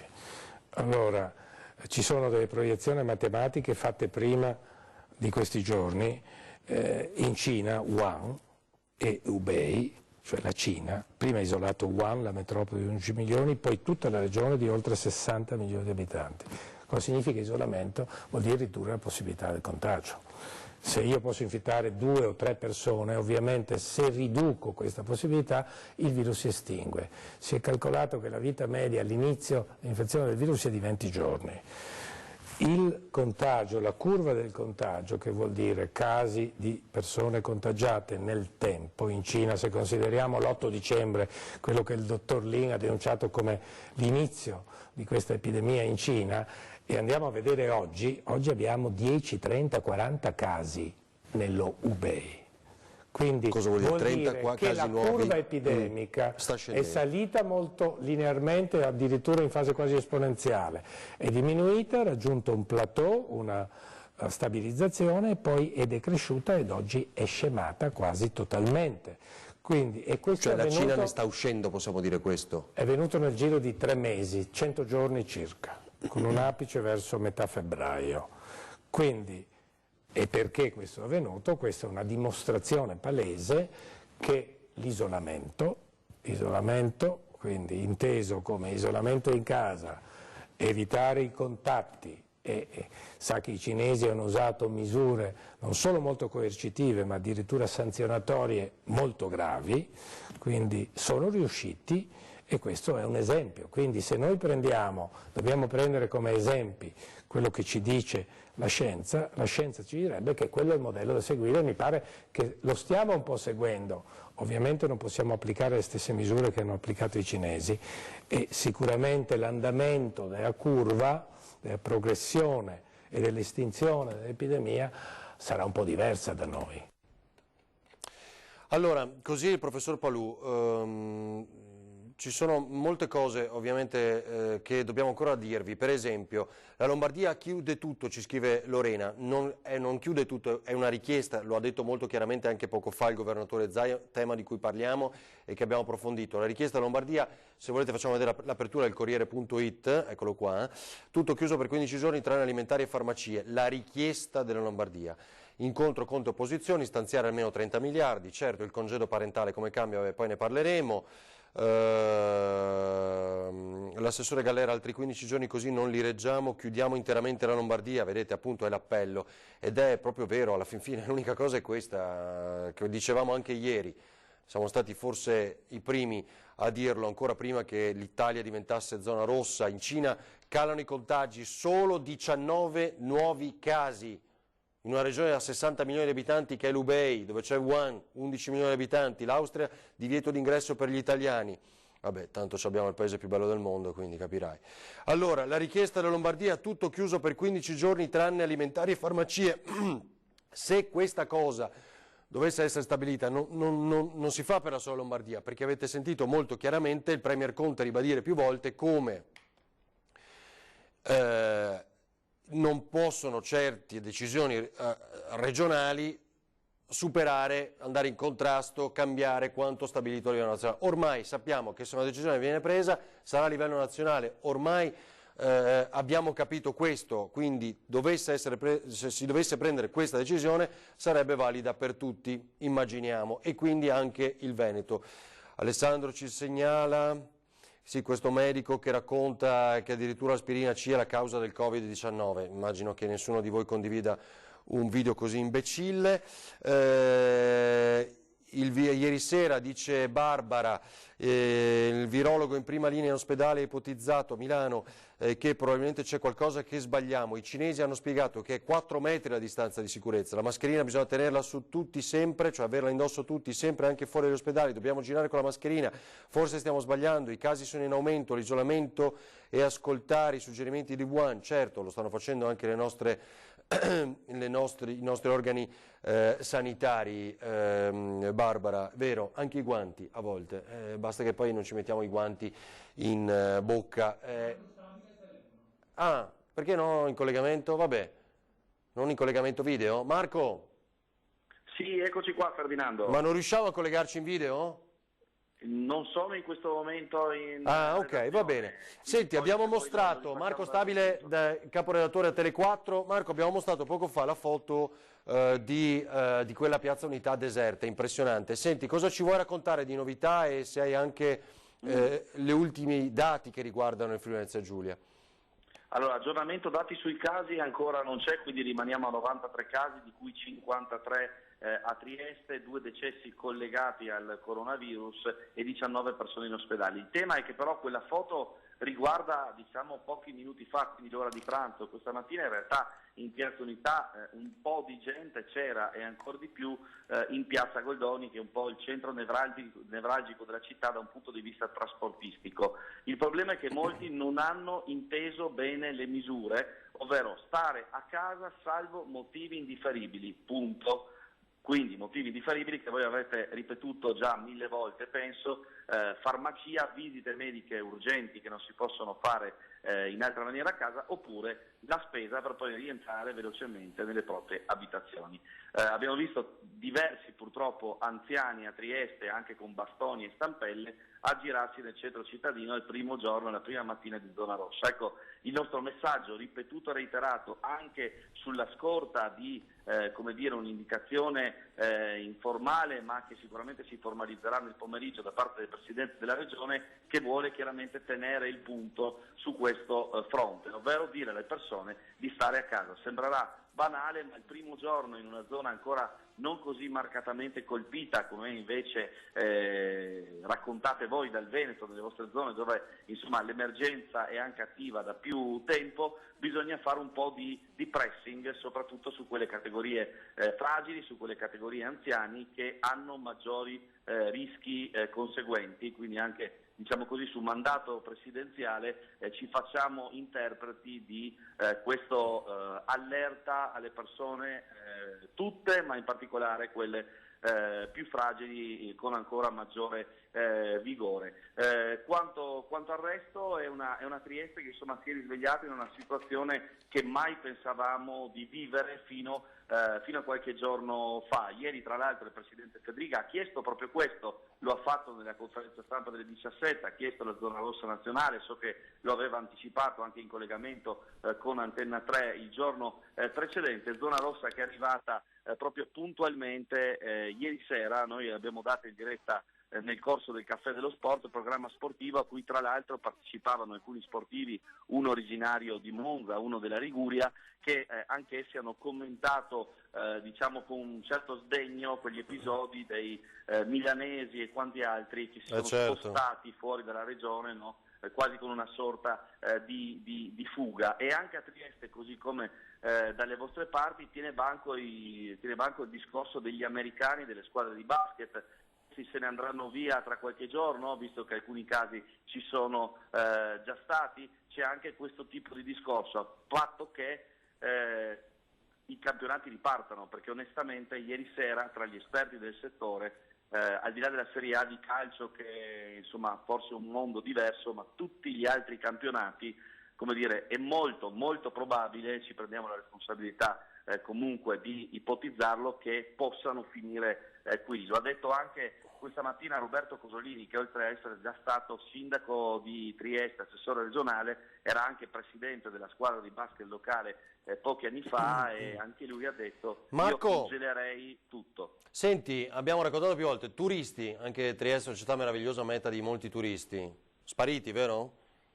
Turisti in questo momento non esistono, mi sento di dire, in questo momento non esistono. Abbiamo 10 alberghi chiusi nella sola città di Trieste, dato aggiornato qualche giorno fa, ma secondo me il dato in questo momento è sicuramente superiore. Abbiamo qualche hotel che ha tra le 5 e le 10 camere occupate, gli hotel più grandi, quelli che vantano tra le 150 e le circa 200 camere, cioè i big. I piccoli sono completamente vuoti, si ricorre alle ferie per le persone per ovviare al momento, e chiaramente ci si cerca di organizzare. Va poi fatta una distinzione tra le zone centrali e le zone periferiche e semiperiferiche. Quando ti allontani dal centro arrivi in alcuni rioni della città che sostanzialmente sono deserti con serrande abbassate. Dopodiché diciamo che c'è una mentalità triestina votata anche, diciamo, a quello che noi definiamo il morbin, cioè alla voglia di vivere, alla voglia di divertirsi, che forse in questo momento va un po' dimenticato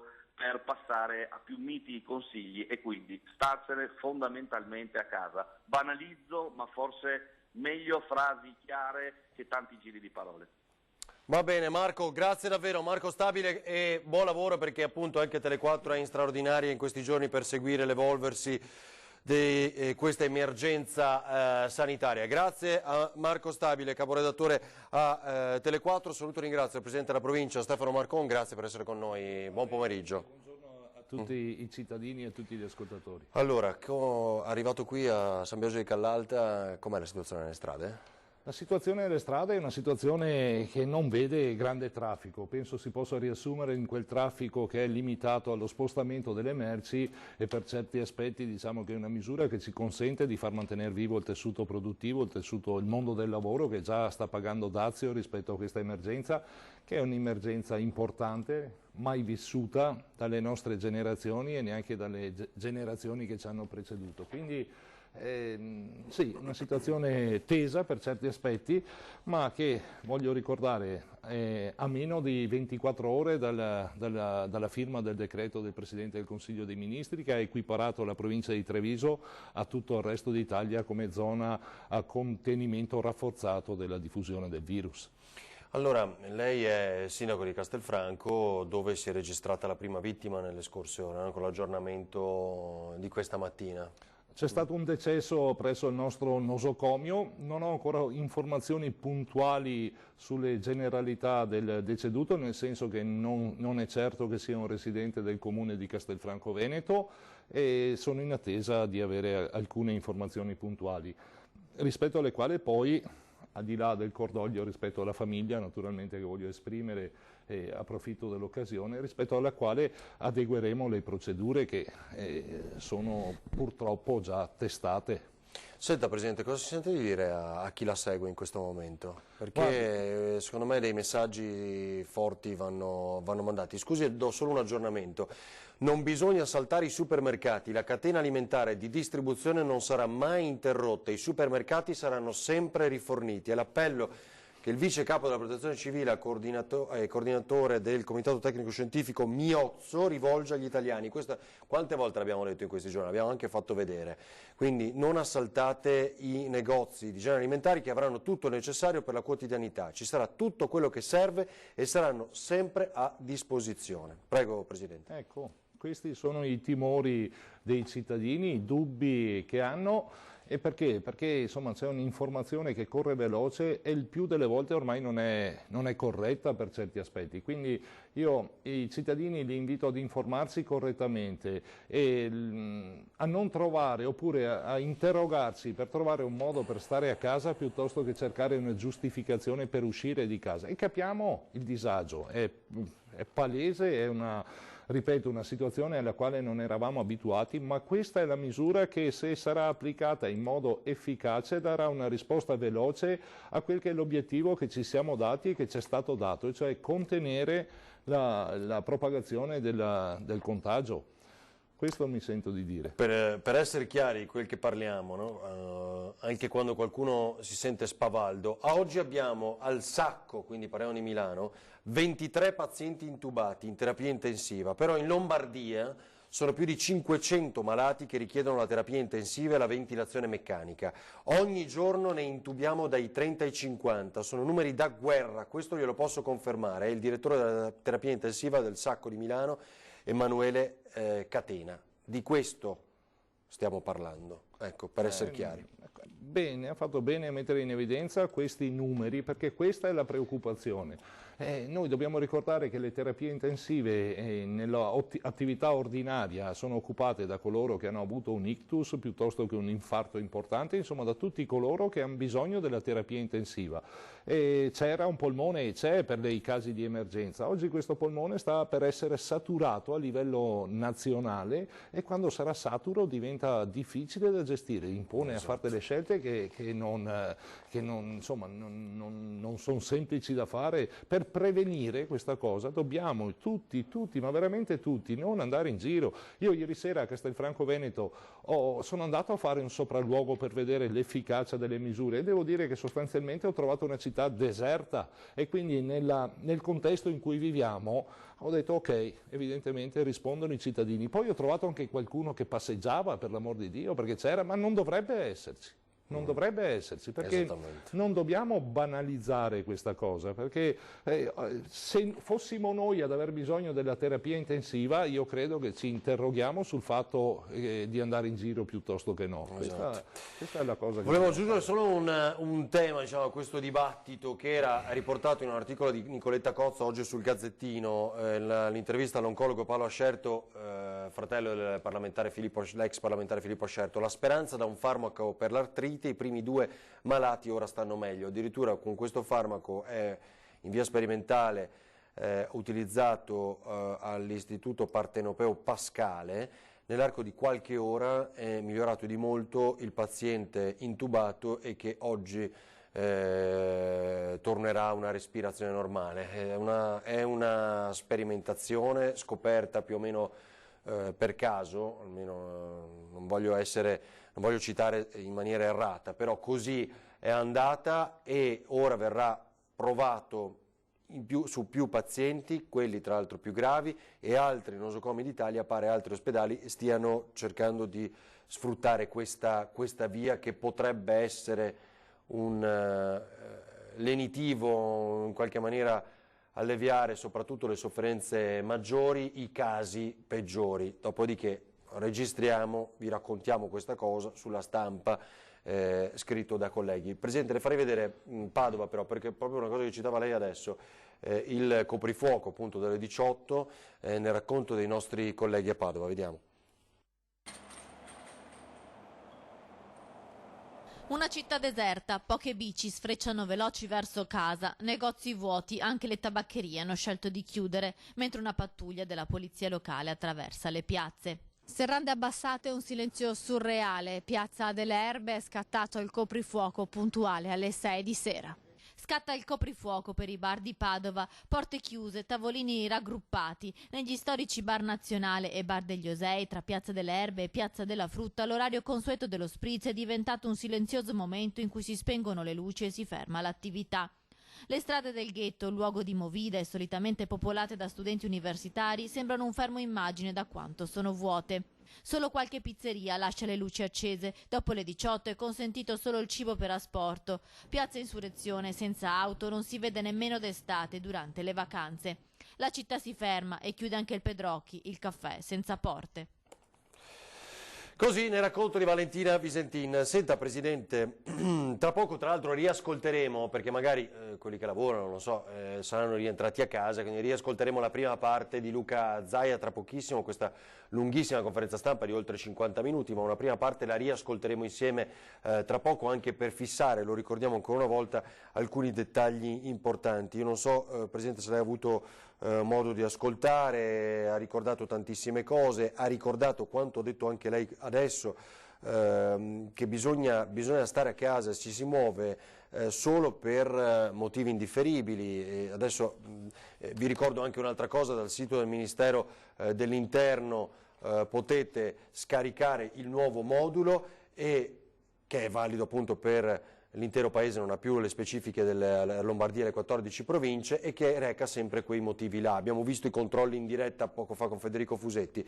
Spostamento determinato da comprovate esigenze lavorative, situazioni di necessità, motivi di salute, rientro presso il proprio domicilio o abitazione o residenza. Mi dice un comportamento che ha messo in atto lei, Presidente, e che vuole raccontare?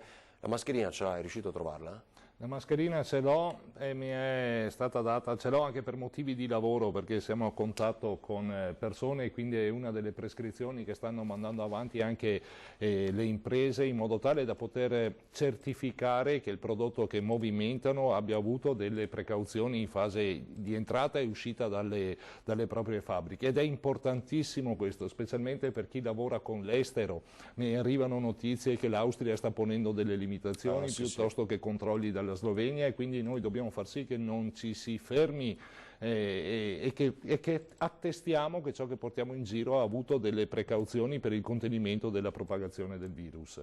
Io tendenzialmente mi lavo spesso le mani, così come è prescritto, cerco di mantenere il metro di distanza nei confronti delle persone con le quali abbiamo dei rapporti, e inevitabilmente per il ruolo che rivestiamo abbiamo avuto contatti con gente, anche tra sindaci, perché ci sono degli strumenti oggi che da remoto ti consentono di fare delle riunioni, ti consentono di potere operativo. Non è semplice, non è semplice.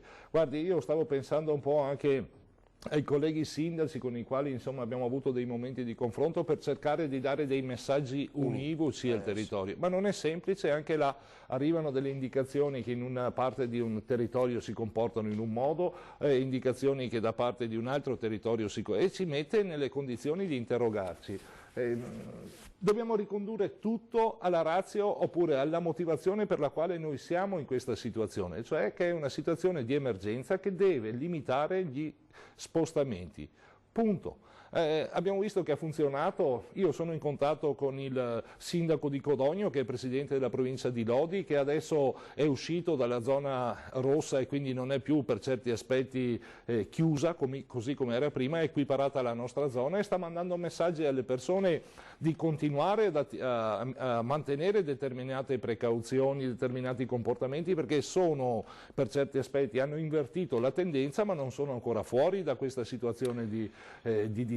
Allora, le leggo, Presidente, lo leggo a tutti: non uscite da casa se non siete obbligati, non scherziamo, è in gioco la vita delle persone, è in gioco la tenuta della sanità pubblica, pensateci. Questo è l'appello di Paola Varese, oncologa, primario del reparto di medicina all'ospedale di Ovada, nell'Alessandrino, positiva al coronavirus. Anch'io sono caduta sul campo, scherza la dottoressa, sto bene, resto a casa. Ho allertato tutti i pazienti visitati la scorsa settimana. Vi leggo un'altra cosa: ricordatevi la protezione civile che dice che non c'è nessun problema per la catena alimentare, per i supermercati, quindi troverete sempre tutto. Protezione civile dice ancora: l'unica grande arma che abbiamo per limitare e contenere il virus è la distanza fisica. È importante e fondamentale il distanziamento sociale, le persone devono stare lontane le une dalle altre. Lo ha detto ancora Miozzo del Comitato Tecnico Scientifico. L'invito a rimanere a casa, restate a casa il più possibile, ripete, bisogna avere pazienza e sopportare difficoltà, ma è l'unico strumento che abbiamo per limitare il contagio. Presidente, un'altra cosa, si sta pensando, non vogliamo scatenare un ulteriore allarme, ma è cronaca di queste ore e ne ha discusso anche poco fa il Presidente Zaia con i giornalisti. La Lombardia chiede di far chiudere le imprese con un obbligo e di fermare anche il trasporto pubblico. Cosa ne pensa? A quel punto penso che l'Italia è chiusa. Se avremmo bisogno di arrivare a quelle misure lì, pagheremo dazio in modo importante. Quindi io auspico oppure spero che ci sia un'inversione di tendenza con queste misure messe in pista in tutto il Paese. Ci vorrà qualche giorno di pazienza, bisognerà cominciare a testare l'efficacia di questa azione che abbiamo messo in pista. Sarebbe drammatico se arrivassimo a dover fermare tutto il mondo produttivo. Io credo che diventerebbe molto ma molto difficile da gestire sotto tutti i punti di vista. Poi penso che se vanno attivate determinate misure così e che il virus esce dai confini nazionali, chiamiamolo così, sarà l'Europa che dovrà interrogarsi un po' su che cosa fare, perché non è più un problema dell'Italia, diventerebbe drammatico. Io spero che non si arrivi a quella misura. Poi tra le varie altre cose c'è anche questa difficoltà a reperire i dispositivi, ce lo scrivono tutti i cittadini, anche lo stesso governatore Zaia ha detto che addirittura la regione ha rischiato di essere vittima di truffe di qualcuno che proponeva acquisti anticipati, persino all'istituzione. In questo periodo bisogna stare molto attenti a chi ci si rivolge per i bisogni che abbiamo, dai DPI che passino dalla mascherina piuttosto che alle soluzioni idroalcoliche. Bisogna stare attenti perché qualche furbetto risorse. E a tal proposito, rispetto ai furbetti, voglio dire che ci siamo confrontati anche con le forze dell'ordine e ripeto, sono passate meno di 24 ore da quando la misura è efficace in Italia, quindi il tempo che si organizzino, certo. Ma non vi sarà una volontà di un controllo all'acqua di rose, una volontà di annacquare questo provvedimento. Il controllo è serio. Il controllo sarà serio e chi incapperà, non so come dirlo, chi cadrà in una sanzione che poi non si venga a lamentare perché sono sanzioni pesanti, passano da un minimo di 3 mesi di carcere se è il 4,50 oppure a salire, non è, cioè, attenzione perché poi capita e bisogna farsi carico di una sanzione anche di tipo penale. Questo dovrebbe dirvi l'importanza che si dà al rispetto delle misure. Io faccio appello a tutti i cittadini perché concorrano con la propria parte a far sì che questa cosa passi in fretta e passa solo e sicuramente se noi stiamo a casa. Protezione civile, non intasate il 112 che è il numero di emergenza per esempio in Lombardia così come nel vicino Friuli Venezia Giulia, va chiamato solo in caso di reali emergenze. L'invito che il coordinatore ancora Miozzo della Protezione Civile rivolge agli italiani: chi ha sintomi del virus deve chiamare innanzitutto il medico di famiglia, non deve mai andare al pronto soccorso e se non è grave non deve chiamare il 112, nel loro caso, perché il numero di emergenza in queste ore è molto sollecitato. Deve chiamare il medico di famiglia per avere informazioni essenziali.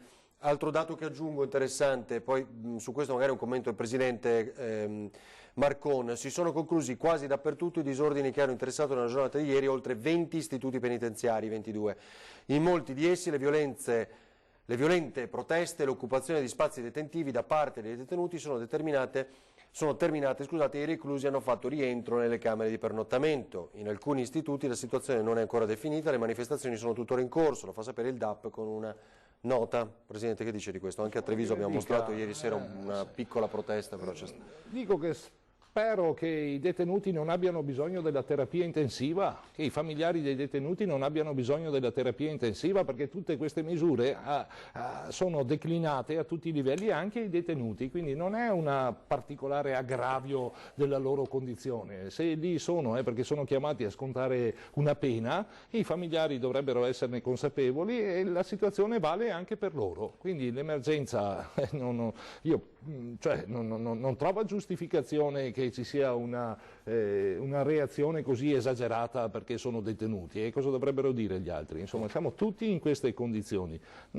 Spero che rientrino velocemente nella protesta o che non sia un motivo per protestare ancora in più per altre difficoltà che vivono, fra virgolette, i detenuti. Diciamo così. Posso fare anche una piccola precisazione rispetto a quello che ha detto lei sul 118 e sui comportamenti? Capita che il 118 esce perché è chiamato, va con l'ambulanza in una famiglia, gli operatori arrivano con le mascherine piuttosto che con tutte le prescrizioni dovute, i vicini si allarmano. Attenzione, non allarmatevi perché vedete l'ambulanza che arriva nella casa del vicino con gli operatori che stanno usando le misure di prescrizione. Non allarmatevi, non telefonate al 118 per sapere il vicino che problema aveva e se voi potenzialmente potete essere contagiati. Il 118, l'ULS, funziona il sistema. Se vi è un positivo, la ricerca della catena dei contatti è in capo all'ULS e funziona, riescono a individuare tutti i contatti di un potenziale contagiato, perché poi deve essere tamponato, ci vuole il tempo per capire se è positivo, quindi nervi saldi ci vogliono in questo momento, nervi saldi da parte di tutti perché il sistema è borderline oggi, sta tenendo ma è borderline. Allora Presidente, l'ultima cosa, poi se vuole dire ovviamente qualcos'altro, massima libertà, se non sbaglio lei è imprenditore? Sì. Che cosa ha messo in campo, che preoccupazione ha? Io sono un imprenditore che trovava in uno dei suoi maggiori clienti una fabbrica a Terranova dei Passerini, per esempio, un comune che è stato chiuso, era nel cluster dell'Odigiano e la fabbrica è stata chiusa e quindi stiamo patendo un disagio, così come lo patiscono tutti gli altri che avevano contatti con quel tipo di Quantificato il danno, non so, glielo quantificato, posso chiedere. sì, lo si quantifica sullo storico rispetto agli anni precedenti, quindi vi è una misura che è quantificata. In qualche modo gli imprenditori, ma tutti i veneti, i lombardi piuttosto che gli emiliani, fanno di necessità virtù. Certo, hanno le associazioni di categoria con le quali stiamo ragionando per andare a chiedere misure che ristorino i danni che abbiamo patito. Ma devo dire anche un'altra cosa: prima di andare a fare la conta dei danni dobbiamo aspettare di finire l'emergenza, perché oggi non abbiamo una data certa del termine dell'emergenza. Abbiamo il 3 di aprile e speriamo il 3 di aprile che basti, che basti, e non è detto che sia non così. è detto, non è Quindi detto. si lavora in un doppio binario, cercando di mantenere vivo le relazioni commerciali che ci sono, le relazioni dei rapporti di lavoro che ci sono con gli altri operatori. Io lavoro prevalentemente all'estero e la tensione è alta all'estero rispetto a chi viene dalla Lombardia piuttosto che dal Veneto o dall'Italia. Fanno passare i suoi mezzi? Adesso sì. Passano, mi dicono che in Austria hanno attivato delle misure di controllo un po' più restringenti, ma non le ho toccate con mano perché in questo periodo non sto andando in Austria. E c'è preoccupazione per ogni mezzo che arriva dall'Italia, questo sì.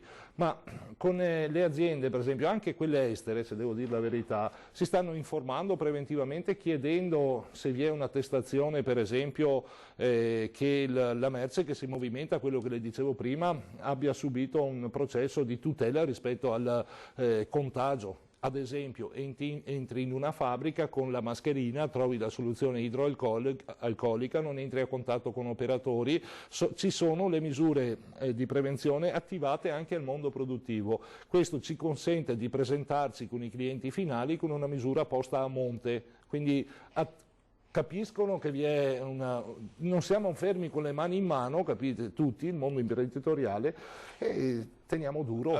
Se le chiedo ancora qualche secondo, Presidente, qui si parla di stop dei mutui, di sospensione dei pagamenti, ma cosa serve? Cioè, non è che fra un mese, 2 mesi ci ritroviamo tutto da pagare, cosa è cambiato? Non è che... Infatti, anche su questo si sta ragionando da amministratori pubblici, la sospensione delle tasse comunali piuttosto che altro.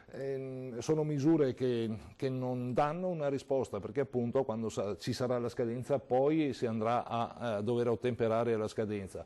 Guardi, io non anticipo oppure non voglio mettermi nei panni di altri, però effettivamente i danni ci sono. Secondo me dovranno trovare un sistema perché chi è in grado di attestare il mancato guadagno in qualche modo sia ristorato, senza se e senza ma, perché altrimenti questi sono danni che non basterà un anno per andare a pagarli sicuramente. Ma guardi, vedevo ieri sera i negozi in piazza Castelfranco Veneto piuttosto che tutte le attività che sono chiuse, e queste fanno fatica. Quelle che sono aperte non hanno clienti, giustamente, no? E devono pagare l'affitto, hanno i loro impegni e non credo abbiano la forza per resistere tanto tempo se non si mettono immediatamente in campo misure almeno di primo sostegno.